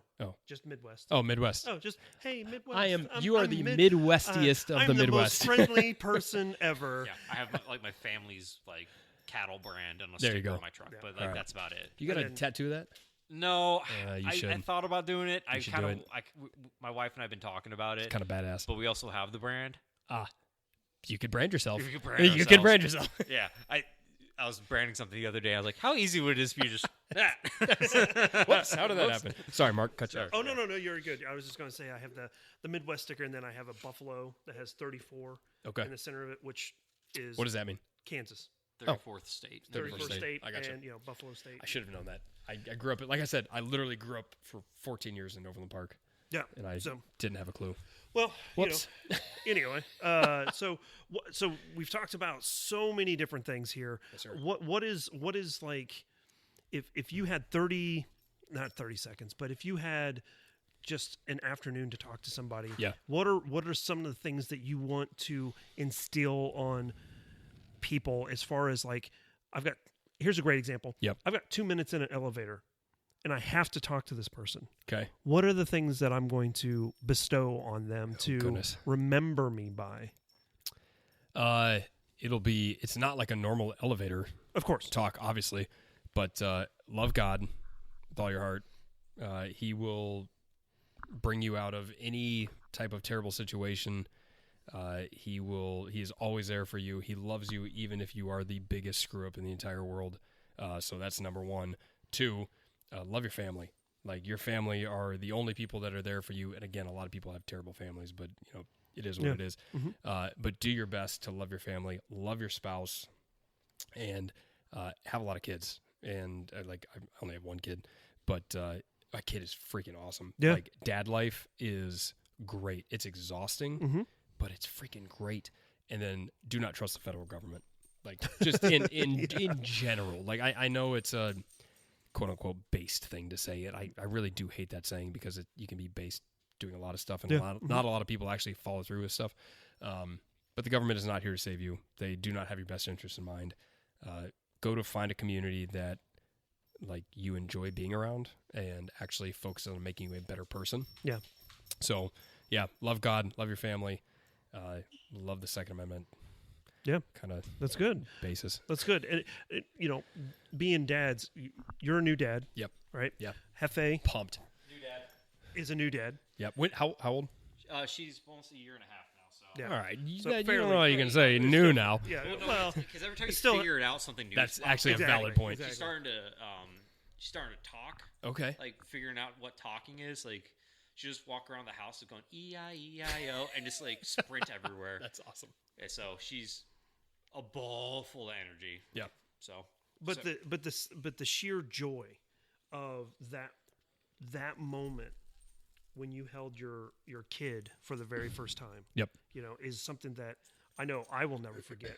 Yeah. I know, and this is something. This is going to sound real petty, and I know that obviously my ex-wife, she's not going to hear about this, so she's not going to listen to my podcast. Yeah. But both my kids were born via C-section, Okay. so mom was drugged up. Yep. No way for her to hold her kid, so I got to hold both of my kids for the very first time, and that is a memory that I will carry with me my entire life. The fact that I was there to help swaddle them immediately. Yep. Interesting fact, though, I did not get an opportunity to cut the umbilical cord on either one of my kids. So I got to cut mine. My wife had a horrendous birth, like horrendous. 4-hour pushing, all sorts of complications, like really, really bad. I blacked out. Like, if I'm being 100% honest with you, like, I have a relatively, I don't get queasy, and blood doesn't really affect me, anything like that. Seeing her in that much distress and not knowing the outcome was terrifying. yeah, it's almost kind of like that stress, like your brain Yeah, stops recording. Yeah, don't We're remember this anymore. We're reptile brain right Yeah, now. that's what it is. And it was one of those too where, like, I never looked. Yep. Never I'm the looked same at way. I'm 100%. I'm Like, looking straight in the eye. that's honey. what it is. And I was like, I that is a special place for me. I do not want to ruin it. Like, That's the nurses. That's the exact same with me. She's like, "You want to come look at this?" nope, absolutely not. They had a mirror up so she could watch, Oh. and they told me, like, come around the other side, whatever. And I walked. And obviously, viewers can't see this, but I walked like around backwards, so I didn't look at anything. And the nurses were dying laughing. But I completely blacked out because I said I do not want to cut the umbilical cord. I don't want to I don't want to interact with this at all. Like, this is her thing. It's special for her. And then everything went to shit, and it was horrible. But our OB is like the most German, authoritative woman I have ever met. And it was great that she was, but she is terrifying. Yeah. And she's like, Matt, come over here and cut the umbilical cord. And I was like, yes, ma'am. Sounds good. And I went and cut it, and that was it. And I remember feeling the squishiness of the scissors. Yeah, it's kind of like cutting into like a bratwurst. Yes, that's the literally best way I exactly can what it was. Like a rubbery, yeah. It's like rubber, and then it's like pops. Yep. And so did that and just handed her back the scissors, and I was like, let's get the hell out of here. That's what I did. As I remember very vividly was, wife was in the contraption. Yep. And I was standing there. She was on my right side. I was holding her hand, looking her dead in the eye the entire time. Like, honey, we got this. Yep. And they're like, "Do you want to come see this?" Like, nope. This is my field of fire right here. This is all I'm worried sphere. about. And this is it. This is it. And then So. Yeah. Terrifying. But no, it's that's special. and it's unfortunate, and this is why we're obviously going to try to have another one. Not that the first one was terrible, therefore we want to try to redo it, but it was like he came out and his head was so cone-shaped. Isn't it weird? No, but I mean, I'm talking like, I'll show you pictures later. Okay. But our doctor was like, that is the worst cone head I've ever seen in 30 years. Oh, wow. And it was literally like a second head, and they pulled him out. I didn't know what they were pulling out. Like, I didn't know what body part it was. And I looked at him, and then they set him down. And I was like, is he going to be okay? And I freaked out for a little bit. And I was like, is he going to be okay? And she's like, 100% fine. We see this all the time. And I was like, bullshit. Yeah. Like, that will not go back to normal. I know that won't go back to normal. Like, that's going to be like the Coneheads TV show. Like, that's what it is. And it is. He went completely back to normal. He's fine. But, yeah, that was... Did they prescribe the helmet? Not yet.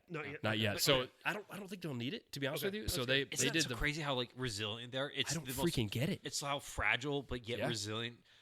Like those, they are. It's crazy, dude. It's nuts. They did. It was a vacuum assisted birth. Oh wow. And so like it was terrifying. So they came out, whatever. Shoulder got stuck. Yeah. And she's whispered like, shoulder got stuck, whatever. And they did some stuff, popped it out, and she goes, I just want to let you know, like, we were gonna break his arm. Or break his shoulder to get him out. And I was like, did you? Yeah, like, what the hell? This is just slide out. Yeah, I don't like this. So they ended up doing the vacuum. But watching them, like, wrench on his dome piece to try to get him out, I was like, are you going to kill him? Like, this is not okay. Yeah. Horrible. I know long story short, I should probably talk to somebody about that. But, yeah. like my wife should too. But he's great. He's fantastic. Good little dude. Have kids. It's very exhausting, and it's a whole. If you want to do the least selfish thing possible, get married and have kids. Yeah, and that's what's kind of crazy about it. So my stepsister and I we're dating for about 10 years. Yep. Before we. You told me that the first time in. Have I ever covered this in the? I think I was covered it with Kyle. We've talked about it, but just make sure that everybody understands that you didn't actually marry your stepsister. I met a girl on Tinder when I was like blacked out drunk watching the Alabama-Auburn game where Alabama kicks like a 67-year-old field goal and Roll Tide, baby. runs it back for a touchdown to lose the Iron Bowl. My dad and I were hunting, and swipe right on everything that night. In the middle of nowhere, Kansas. I mean, this is like middle of nowhere, Kansas. Matched with a girl. Took her out on a date. This is like Thursday. Took her on a date Sunday. And then we've been together ever since. It was like, it's, the worst way to meet somebody. Is it though? It is. I don't know. Nowadays with like the internet, I know a lot of people have met. I think on Tinder. The hard thing is it's before what a lot of people met their significant others was doing something that either they were essentially kind of forced to do or, something they enjoyed doing. And so you always had that connection to each other. That makes sense. Hey, high school sweethearts, you were forced to be with that person all day, every day. College, same thing. You were in the same spot, close proximity, saw them every day. A lot of people, the stereotype is typical. Hey, if you go to a CrossFit gym, chances are the gym member, they're all sleeping with each other. You'll find somebody. Yeah. Clubs, whatever you end up doing with your life as your hobbies, you usually meet people there, and that's how you kind of are supposed to do it. With online dating, is just kind of like, here's a picture of this person. Hope it all works out for you. Good luck to you. Good luck. But here's the funny thing: is my sister met her husband online in 1993. Ooh, you got mail that's style. like some AOL type stuff. Yeah, and the whispers, people didn't like it. Oh no, really? No, even no. Back then, it was like, you don't know this person. How dare you? Kidnapped to do a cabin somewhere and something like that. I mean, they've been that married. Sounds pretty nice, right? I would kidnap me, my wife, like take me somewhere. I think next year they'll celebrate their 30th wedding anniversary. See, that's awesome. So, that's but awesome. Back to my back to you. Oh yeah, sorry, your second cousin twice removed. I think we keep on doing this. Like every time I start the story, like if you go through like long story short, Jeff is married to his first cousin. No, my stepsister. No. First cousin who is also his stepsister. Not my first cousin. Like, no, we're not. I'm just kidding. Oh, okay. No, but legally she's my stepsister. So we end up dating, getting married. So we're married. My dad's a widowed. Her mom was widowed, and so they got married in September. And they live next door to us, so we're starting to branch Jeffinians. So if anybody wants to join our cult, just send me a line either through the podcast channel or directly at HefeActual. Simple process. I might have to sleep with your wife once or twice. Bring illegal firearms. It'll be good. Cut a shotgun down or two. Yeah. Actually, I just listened to Wendigoon. Had his whole thing about the Ruby Ridge thing today. There's a lot of stuff. Good? Oh, it's so good, man. There's a lot of stuff. Listen to that. Like, there's some fucked up stuff that happened. Besides the entire thing of Ruby Ridge. Everything. Yeah. Because he kind of goes in like the deep dive. Like, here's everything that led up to it. This is how it happened. Really. And then he talks about a lot of this is like so I'm going to try to do as much justice as I can. So the Marshal Service ended up killing the dog and then the 14-year-old boy in a shootout. Yep. But because they were on their property in ghillie suits doing surveillance. So what he was saying is there's two reconnaissance teams, and so one of the reconnaissance teams decided, like, hey, we're going to because they had a dog on the premise. They're like, hey, let's figure out how receptive this, like how alert this dog is. So they start throwing rocks at the house. So the dog comes out and starts chasing this recon element. And so this recon element finally gets to this intersection. It's like, hey, we're just going to turn around and shoot the dogs. Turn around, shot the dog, and the 14-year-old is standing there like, you shot my dog. I don't know who you are. You guys with guns on my property. So he shoots at the. And good for him, by the way. Good for him. Like solid. I mean. It didn't turn out too well. It didn't, but if you're going to go down shooting, be it because of a dog. So the firefight happens there. There was a guy named Sam, the 14-year-old, and a helping hand named Harris. And so Harris goes back to the house and said, "Hey, Sam's dead." Yep. And so they sit in the cabin for a bit. They end up retrieving Sam's body, putting it in another part of the cabin. Okay. The Randall, the guy who goes and checks on the son, gets shot by a sniper. Yep. Was it like in the side or something like that? Through the shoulder. Okay. And then as they're retreating back to the cabin, the sniper takes a second shot. Hits the wife. Yeah, holding the kid. Holding the baby. And then for a week, an entire week, goodness. They were locked in this cabin with... Dead son. Dead son was in another cabin. Oh, it was. Okay. But with dead wife. Yep. Just put a blanket over her. The Harris... So when the wife got shot, the bullet went through and they went to the side of Harris. Yep. And he lay there bleeding out for a week. He lived. And that's the epitome of the federal government. It's like we'll kill your kid, we'll kill your dog, we'll kill your wife. Well, more time we get like coming from public school. Yeah. The few even references of Ruby Ridge is like, oh yeah, this like it was a siege. This happened, and this guy because the guy was a terrible person. Yeah. That's what you hear about. I mean. So when it goes into this, the guy was actually not the greatest. Wasn't the greatest guy. Absolutely not. But just talking, like just listening to the, both sides of the story, and then you're like, wow, this lasted for like over a week. They sat in that cabin for over a week with. But did he deserve what happened to him? No. Which is the moral of the story. Yeah, 100%. But yeah, so if you have it's unfortunately it's like a 2-hour long YouTube video. I got like 8 hours tomorrow to go listen to something. Tapping in there's like a lot of maps and everything, so make sure you have something to hold your phone up so don't sit there and I usually do that while I drive anyway. Just watch movies. Well, the interesting thing is just don't pull me over tomorrow. We just had an anniversary of Waco. Waco. Right? Yep.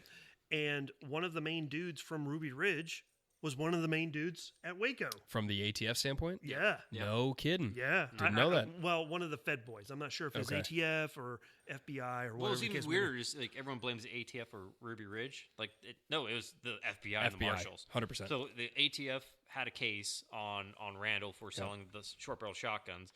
And so essentially what happened was he sold the short barrel shotguns to an ATF informant. Yep.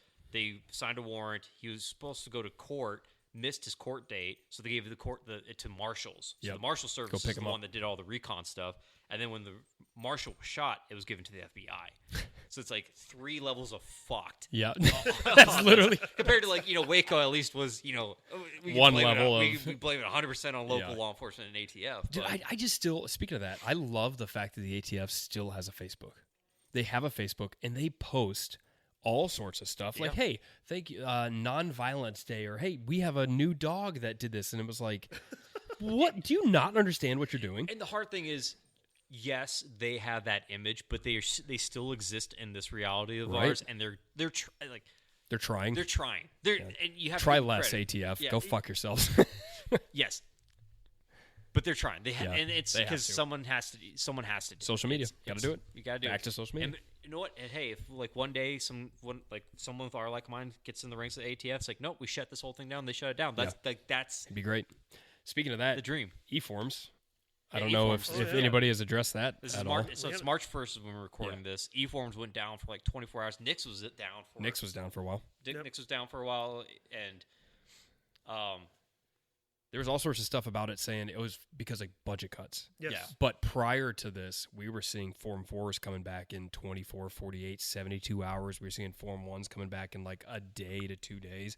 And then all of a sudden, they shut it down. So you just said earlier you got a notice that it was back yeah, I up. got an email. Okay. And it's in the KB, the KB DMs. It's they're in there? talking about there. All right. Yeah. they're Yeah, talking so about that. like I wondering.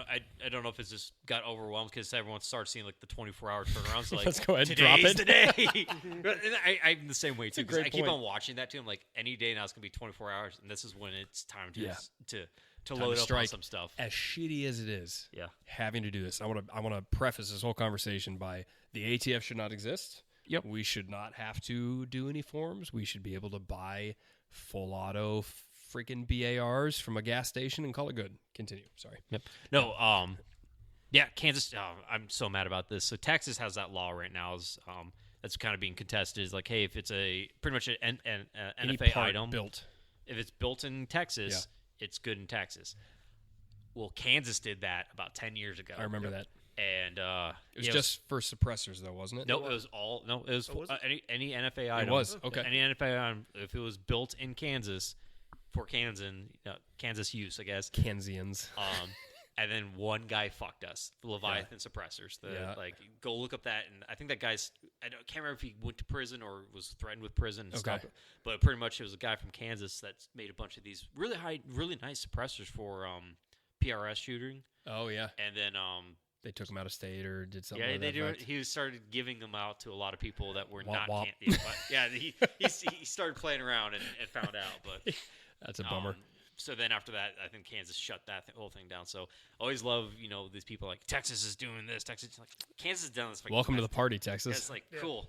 It's it's funny you say that because you look at the United States, you're like, Texas has best gun laws and everything else. They absolutely do not. No. Like they they've got the come and take it flag and the Gadsden and all that stuff, and it's like you truly don't have the best gun laws. You don't have the most. I mean, you freedom. just finally passed constitutional carry. When did Kansas do it? It was that was like 5-6 years. Okay, that's what I thought. It was more than that. In Kansas, an 18-year-old can go buy a handgun without just go buy a handgun, buy ammo, throw it on a holster, and conceal carry with it. Good. No permit. Where was Elijah? Eli the Dickinson? yeah. Yeah, that was Ohio. Was that Ohio? Okay. Yeah. So I don't know what their laws over there, but But just passed constitutional carry within the last couple of years. Ohio did? Yep. Yeah. And they just did a study in Ohio Crime. about crime, Yep. and crime went down. See? So It's just and it sucked because like it's a no brainer. So what is going on? I even my sisters are incredibly stepsister or actual no, my sister? actual Okay. my blood. Not your wife. No, it's my sister and my brother who was my sister. But yeah, there's a whole lot of Time out. whole thing. We're just gonna breeze right through that one. we're just gonna breeze We're just gonna breeze right over that one. But we had that argument all the time, and the scenario I always bring up is like, hey, you're a shooter. You're gonna go shoot a bunch of people. Yeah. One classroom's a hunter's ed with a bunch of guns, and one is not. Which one you're gonna Where go would to? you go? And they're like, oh, the one with not. Like that's the easiest sound. Like, How many gun shows have you seen get shot up? I mean, like Vegas had 2 mass shootings before SHOT Show, and then None during crickets when the entire the biggest show in gun industry. which is hysterical. And that's one thing. And we can SHOT Show in and of itself, like it's cool. Yeah. If you've been 1 year's great. It's freaking rough. Have you seen some of the security footage from SHOT Show? I have not. There is I can't remember what Instagram channel, and I found People stealing stuff. No, it's all the casino security footage showing everyone at SHOT Show carrying.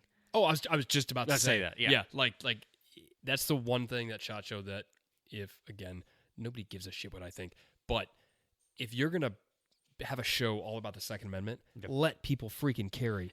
And I don't know what private. How much is it? How much is it the NSFFA or whatever, or how much is it the Venetian doing that? Yeah, but I mean, that's the whole thing, and it's like if you're going to argue against quote unquote gun violence, and I'm not going to use that term, I just used it, but that term is stupid. Like it's just violence. It's not gun violence. It's like hate crime. It's like it's still crime. Yeah, I battered you without hate. Yes. Like, I actually really like you, but I just wanted to punch you a bunch. Just want to shoot you in the fucking face. Yeah.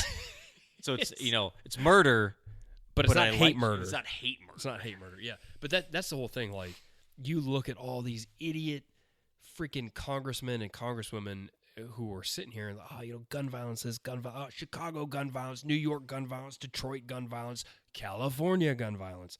Every single one of those places, horrendous gun laws. Yeah, in terms of against the gun owners, and you look at places like Idaho, who gun laws are great, and I'm sure there is not a lot of crime in Idaho. I haven't looked into it, but I'm sure it's not a lot in terms of the type of stuff that's happening in New York and everything else.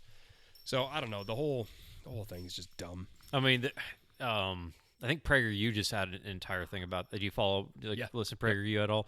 They had a whole graphic, and it was the first one's like the generic shitty, made in MS Paint. Yep. But it was it was a picture of the United States, and it had like a bunch of reds. Like red represents gun ownership. The gun ownership. Blue represents gun violence. I actually just shared that on my Instagram. Then they go further because then they have. You shared the PragerU the swipe through. There was like 5 or 6 different slides on it. Yeah. Maybe that's where I saw it then from yours. May have because then they go into the here's the gun purchases per capita. Yes. And here's gun violence per capita, and again it's complete a complete opposite. inverse of itself. Which is crazy. And you look at I've lived in Chicago. I lived South Loop Chicago for 3 years, or 1 year, and then went to Naperville, which is like the most cake eater-ish place you could ever possibly leave, other than Overland Park. But it's like, you look at South Loop Chicago, you look at the gun violence in Chicago as a whole, and nobody carries in Chicago. They legitimately, they make it ridiculously difficult to get it. You have to take like a 48-hour class. It costs $800, at least at the time when I did it. It cost me $800 to get money. And I carried without it. I don't care. I really don't. I'm not going to put my health and safety and my wife's health and safety from a law. Like I'm not going to jeopardize that. But you have to pay all this money. You have to take this class. Nobody wants to do it. And then it's up to the ISP, the Illinois State Police, to say, do we want to give it to you? Do we don't want to give it to you? Yeah. Yes, we can. No, we can't. It's a may issue state, not a shall issue state. So it's a huge difference. And it's like, it's more like a city. Isn't it like a city thing? Like that I think in general is Illinois. Yeah. But in Chicago, they just did a registration. Like you have to register your quote unquote assault rifles.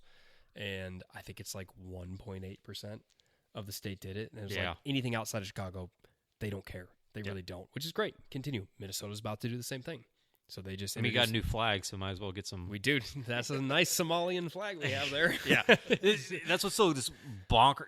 Minnesota. So I grew up... our family farm in South Dakota was about 3 miles west of the... It's like 2-3 miles south of North Dakota and like 6 miles west of Minnesota. Like we're way up there. And so we have family that lives in Minneapolis. Most of my... Like growing up, like... A good weekend was we went to the Mall of America, went to Camp Snoopy. It's a great time. Oh, it was a great time. And, when you think of Minnesota, I think of like Ham's beer. I'm thinking like the Vikings. I'm thinking like, we all hate the Green Bay Packers up here for some reason. I don't know why, but I'm here for it. I'm a big Packers fan. I don't care about professional, but if it was Brett Favre's the worst person and Randy Moss is so cool. Like this is where the era I grew up in.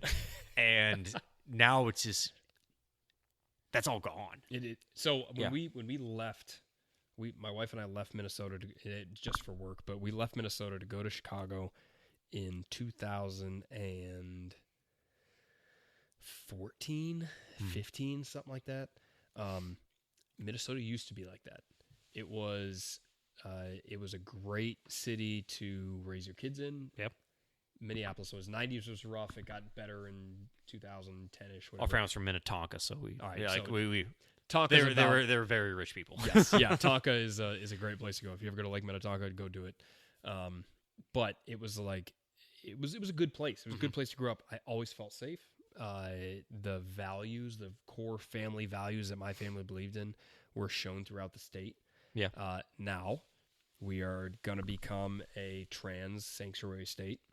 Oh, wonderful. Yep. We just, I think, passed. And for those who aren't following, that means you could literally kidnap kids, bring it to Minnesota, give them sex changes, and they aren't going to prosecute. They're not going to do anything. Even if you're not the guardian. Yes, like, which is terrifying. Yeah. We have now, we're now a child, what was it called? A child safety state or a child-friendly state. So after, there's one other state, and it's like some random New York or Detroit, Michigan-esque type state. We're now a child-friendly state, which is, we are not child-friendly whatsoever. They just introduced laws for gun registration. They just introduced any semi-automatic ban, any magazine over 10 rounds ban, like all this stuff. Everything that when we left to go to Chicago, we came back 3 years later, I didn't recognize Minnesota. So you're not allowed to live in Kansas anymore. No. Like, I'm not going to I'm not going to let you. I am not, don't group me into those Starting to people. see a trend here. Everywhere you go kind of falls to shit. It's been bad. But, yeah, and if I was to tag it to anything from my experience in Minnesota, it's kind of the same thing with what happened to like Oregon and Washington. 100%. It's like it's when you live in Minnesota, you live in Minneapolis. Or you live in like what was that? Duluth or Lake Fargo. Wobegon. Yeah. It's the the masses live in the city. Yep. And they control what everything else is, and no one's going. It's kind of Chicago, Illinois, the same thing. Same thing. 10% of the population lives in the city, and everyone else lives in rural communities that have no power. And we see that in Kansas. What's really cool to look at it is our voting map that for this last presidential election. Okay. Like I think only 5. We have 96 counties, if I remember. No, We have 105 counties. okay. We have 105 counties. That was real like ASMR. I like that. 6 of them went to Biden. Okay. All the rest went to Trump, and Okay. our state voted for Biden. Yeah. Yep. See, and And in addition to that, those 6 counties also elected our Democratic governor. just as like well. Arizona. Yep. Yeah. Just like Well, Arizona. I think our last bastion of hope is we have a very Republican Senate and Congress right now in Kansas. Super That's majority. just like giving the middle finger to all this stuff. It's Which is so good. Great. I mean, but that's how it's supposed to be. It's like Yeah. you're supposed to have that nice split where like nothing gets done. Checks and balances. Yeah, it's like cool. You guys can't do your job. I love it. I love it. Nothing gets done. Perfect. That is You guys absolutely argue in the chambers for like 2.5 hours. Yep. Nothing gets done, and we go about living our lives. perfect. Shut the government down when we can't get funding. Perfect. Continue that. And the other great thing about, at least for Kansas, I don't know about any other state, but for our state, if they are able to get a law passed through the legislature and it goes to the governor and the governor says, nah, I'm going to veto that, goes back to the legislature, they can vote on it again. And if if it passes, it No becomes kidding. law. That's awesome. Oh, yeah. I mean, that's great. And I think that's again, both sides suck. Like I just cannot stress that enough. Like if you truly think you're better off with one side than the other, you don't understand what's going on. Like you really don't. And I this is another reason I'm not going to go on a huge tangent on this, but I think 18-year-olds shouldn't be able to vote simply because of the fact If you pay taxes, you should that, vote. there you go. I All say right, let's put it that way. I say if you pay taxes, you should vote. If you don't pay taxes, You cannot vote. or get welfare benefit. Like, I don't Yes. say like that's probably not the best way. To say it, I know but, what you mean, like, though. Yeah, you shouldn't be able to. But I wrote a paper, senior year of high school, 10 pages long. It was my senior thesis, whatever it was. Yeah. Advocating for I'm just having a brain fart right now. What is the Patriot Act? Yeah. Oh yeah. Literally advocating for the Patriot Act for the. Oh, you're that I am. Guantanamo, fill that sucker up and spy on us. It'd be great. But I feel that's how all of us started. Yeah, it is. Like it is. 2001 happened. Yep. And we were like, America's the greatest thing. We can do no wrong. Patriot Act, yeah, let's fill Guantanamo up. And then now here we are 20 years later, like, oops, man, that was, oh boy, did we mess up. That was an issue. Yeah. I mean, I just remember, like, just being in, so I was in high school during, like, the surge in Afghanistan and Iraq. My dad went to Afghanistan and Iraq. And talking to him, he fully believed in it. He's like, we're going over there to, save these people. Save the U.S., save them, promote democracy. And now you look back, here are, 2024, you're like, what were we thinking? And now it's like, hey, Ukraine's going off, or Palestine, Israel. I just saw this hilarious at the park over by your house. One of the Porta Johns had like all these pro-Palestine flyers on it. I was taking a shit in it this afternoon, just looking at them like, someone really feels strong about Palestine. Did you see the idiot that set himself on fire? Oh yeah, gay dude set himself on fire for Palestine, the country that would literally behead him or throw him off a roof. Well, I sent him a meme about it. It was kind of a military thing, but it was the caption just read like when your GTC isn't covered, and it shows him like walking up with the uniform dousing himself. A GTC government travel card. Thank you. I was like, I have no idea what that is. It's they're like Nazis when it comes to making sure that you spend your money solely on travel, and it has to be business related and all this other stuff. It's actually ridiculous. But here's a side note. I get it. There's a lot of controversy on this, but one of the things that I come to find out is this individual, this airman who set himself on fire, self-immolated. That's the word I was looking. I couldn't say emulated, so I didn't even try. That's good. Yeah. My policy is if I can't spell it, I don't say it. That's I wouldn't be able to talk if that was the case. whatever money he had for whatever insurance policy or whatever, he was donating to the kids of Palestine. That's why he did it. Well, that's not why he did it, but that's the outcome. Goodness. That he prepared himself for this. He knew obviously that there's obviously some mental health issues, but for sure. But one of the things that I pointed out is, hey, check this out. This dude lit himself on fire for a belief that he had. Yeah, more power to him. Right or wrong, it doesn't matter. There's an album cover of a monk. Yeah.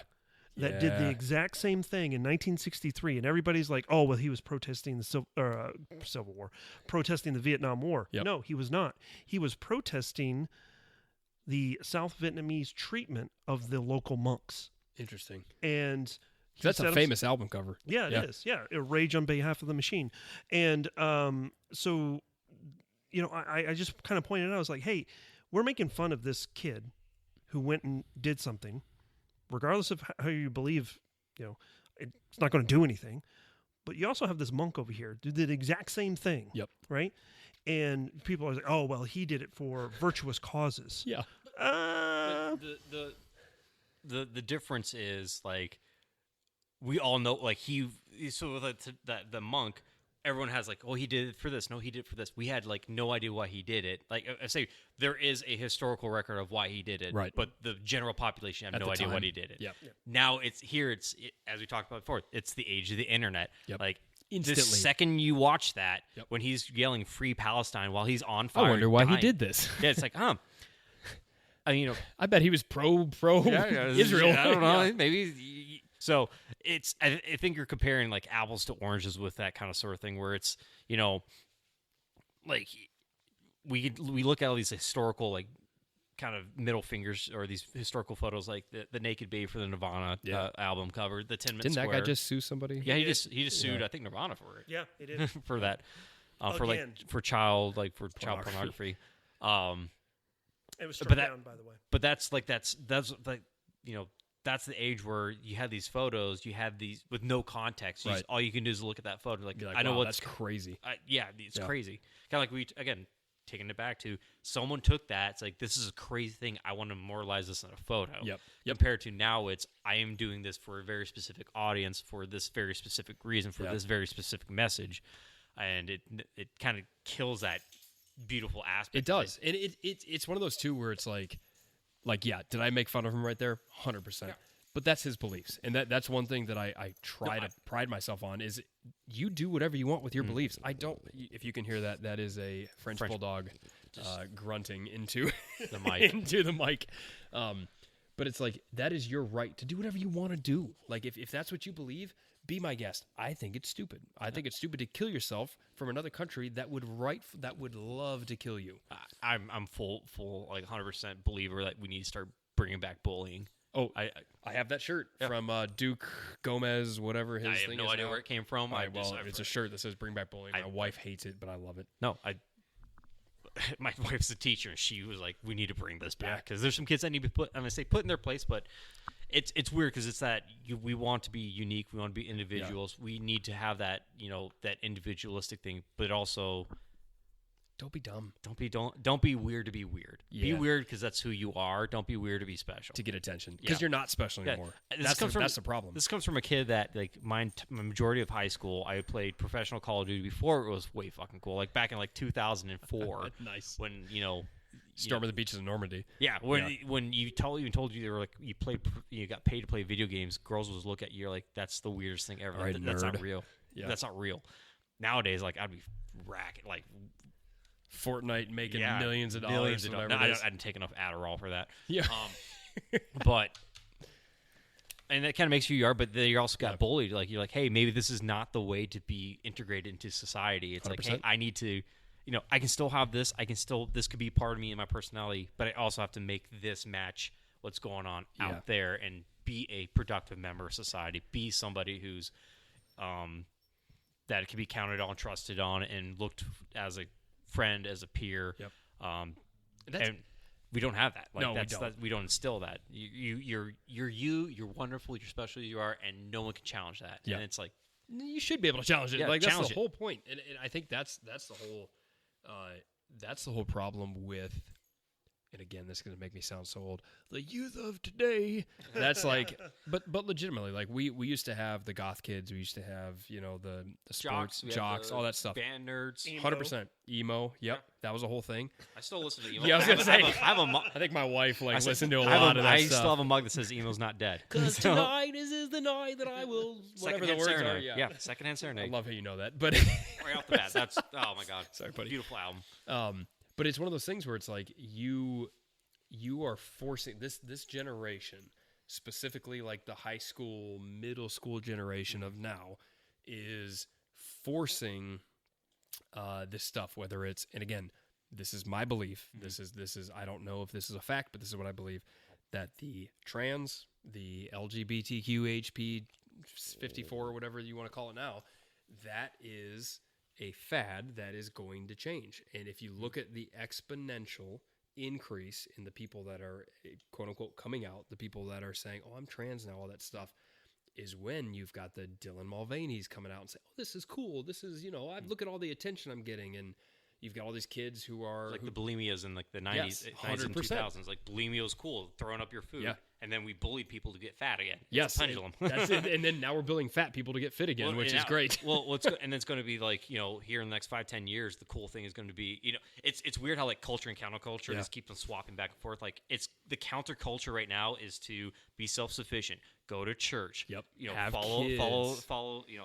Don't look kids. at porn. Do like all this stuff. Yeah. Get married. Yeah. Have families. Don't go banging a bunch of women. Like this. It really is. That's counterculture. That is, which is crazy. Culture is do the exact opposite of being that. Go on OnlyFans and pay a bunch of money to see some mom do dumb stuff and like drink your freaking life away and all this stuff. And it's like the kids who are, and you're starting to see it. There's a study done, and I forgot who actually did it, and I'm blanking on it now. But there was a study done, and it was basically like more kids are going to church now, and there's a Christ revolution going on now because they're seeing this stuff, and it's like, I don't want to be a part of this. Like, this looks stupid. Why would I want to do it? It's that exact that we're swinging all the way back now. It's where it's cool again. The cool thing, if you want to be that edgy kid in high school, or we're getting the bar wench is asking for would you like another drink? Would you like another drink? Because we need to end up soon because we haven't eaten dinner. It's almost 8 o'clock. 2 hours. But yeah, that's what's it's to be unique and edgy now. It's like I went to church this weekend. What? And then I actually did my homework, and then I went to the gym. I went to the gym. I went on a nature walk. Yeah. Actually, this was something cool. I chatted with some kids today, just right down the road from our. Are you a DARE officer? No, I'm not. Okay. We don't have DARE in our area. Is that real? That picture is real. I don't know what it is of. Oh, wasn't O'Reilly? Oh. No. I know exactly what that is. I can see. I totally derailed that conversation. Sorry. I'm sorry. It was a picture of a crink basically imploding. It wasn't imploding. It was shooting Shooting muzzle off the- device and everything yeah, else. the Yeah, front end. gas It's block. like with the AN-94. It's the second bullet that's going down. But yeah, it was these two goth kids were skateboarding at the skate park, and I chatted with them for a little bit because it's kind of cool seeing that because that's what I did when I was in their age, and they're like, yeah, all our friends were playing video games and hanging out on the like some VR thing, and we got bored, so we came out here skateboarding. Like, Get outside. like cool, man. Like Touch grass. You're doing it. You're like so. Jeez. It's But our 54 in. I don't know if that's. I don't know what crink that is or what. What's AKS that 74 PSA use. on it? That's because Nope, I we wrote put that PSA on. on it. Oh, that's you. Okay, you did that. I did that. Okay. But no, that was a legit picture of a gas block and muzzle device flying off the end of a crink. Oh yeah, it's a very legit picture, isn't it? I don't know whose it is. Some will say it's photoshopped. Yeah. But anyway, yeah, we're pushing 2 hours sorry. here. No. No, This is what it's all about. So this is what's kind of showing up is like our. So we try to do 2 a month. Okay. First one is if we can do a guest, it's like a 2 hour, and then the other one's like a 45-minute. Okay. So awesome. we are right on cue. Love it. Yep. So let's go ahead and start closing this up. Matt, thank you so much for swinging by. Thanks for having me. This is awesome. We've already kind of done the elevator thing, but if you had the last word, what would be your 30 seconds? Last word. And go. Go. I don't know. 30 seconds. It's hard. Get outside. Get fit. Being fat is not cool. Being non-masculine is not cool if you're a guy. And, love your family. Love your wife. Have fun. Don't do dumb stuff. Or if you do dumb stuff safely. Let's do it that way. Yeah. Oh, that was like 25 seconds, 25 seconds. There you go. Perfect. There you go. See, you're better at this than you thought. Yeah, terrible at we this. usually do this. Like we'll do the hey, so dad advice. Like, okay, so like I don't back know in what my to say. 25 minutes later, like okay, No, there's my 30 it's seconds. just live. It's hard to capture an entire life philosophy in 30 really seconds. is. That's what I like that though. Well, what's nice with us is because like I can just do 30 seconds now and then save something for the next podcast. That's so smart. you have to do this. You have to literally just let it all out. In Fuck 30 it, we're doing seconds. live. We're doing it live. No, that is the biggest thing is just live your life to make your parents proud if you have good parents. If you don't have good parents, pretend you do and make them proud. Yeah. There you go. That's Be the parents that you wanted to have. Yeah, that's perfect. That's perfect. I like that. Hefe, what do you got? Go skateboarding. It's fun. Like I saw some kids doing it today, and I can't do it anymore. I tried. I was gonna ask if you could. I used to back in like high school, and I haven't tried it since. I snowboard, so it should translate, but I'm not going to test it in my fragile age. So Fall over, break a hip. oh man, or worse, especially like on duty, that would have been absolute worst. Hey kids, let me show you my kickflip. Like I'd probably just maybe try an ollie. And Officer down, officer down. shots fired. There's an Yeah, acorn there's an everywhere. acorn. Oh, that's my sad. God, that's hilarious. Sad day. So my last 30 seconds is accomplish three things this year. Read a book, learn a new skill, see something new. I like that. In a year. Yeah. How hard is that? You should I be can't reading like a book like a month. I can't read, so I don't know how that's gonna happen. You know what? There is something called, I can't even say the word now, kaizen. If you all read more, you'd be able It's to a say Japanese term that is You read it in a book, constant. didn't No, I actually saw it on a Instagram reel. But no, seriously, it's actually a improvement ideology that the Japanese put together. It's something that Green Belt Sigmas. Oh, training? Yeah. Yep. Yeah. They know about that type of stuff, and it's the idea of small incremental, 1%. constant improvements. Be right? better It's today. always, better. yeah. So if you do those three things, find three more things, right? And if you just don't have kids out of wedlock, get a job, and graduate high school, you'll be in the middle class in the United States. I don't know about now. Theoretically. Now would be Nowadays, yeah. That's fair. But with that being said, we're going to go ahead and get out of here. Again, Matt, thank you so much. Yeah, thanks for having me, we guys. This gotta is fun. go and grab some food. Absolutely. Before we fall over from the whiskey and beer. But to that, everybody out there in the what did you call it? What'd you call it? The dead web? Is that what you call it? Dead internet The theory. dead internet theory. That's crazy. Like this. If you're alive, don't be dead. Go learn something. Go do something. Go see something. Get outside. Get outside. Yeah, listen absolutely. to this podcast outside. Yeah, listen. that Walk would be around and exactly- listen to this. Yeah, Very exactly. cathartic. Take your dogs for a walk while you're listening to us. And once again, we want to say a huge thank you to Atero Arms for supporting the channel. We do appreciate that so much. With all of that being said, make sure you live, laugh, and LARP. We'll catch you guys later. Bye, y'all. See you.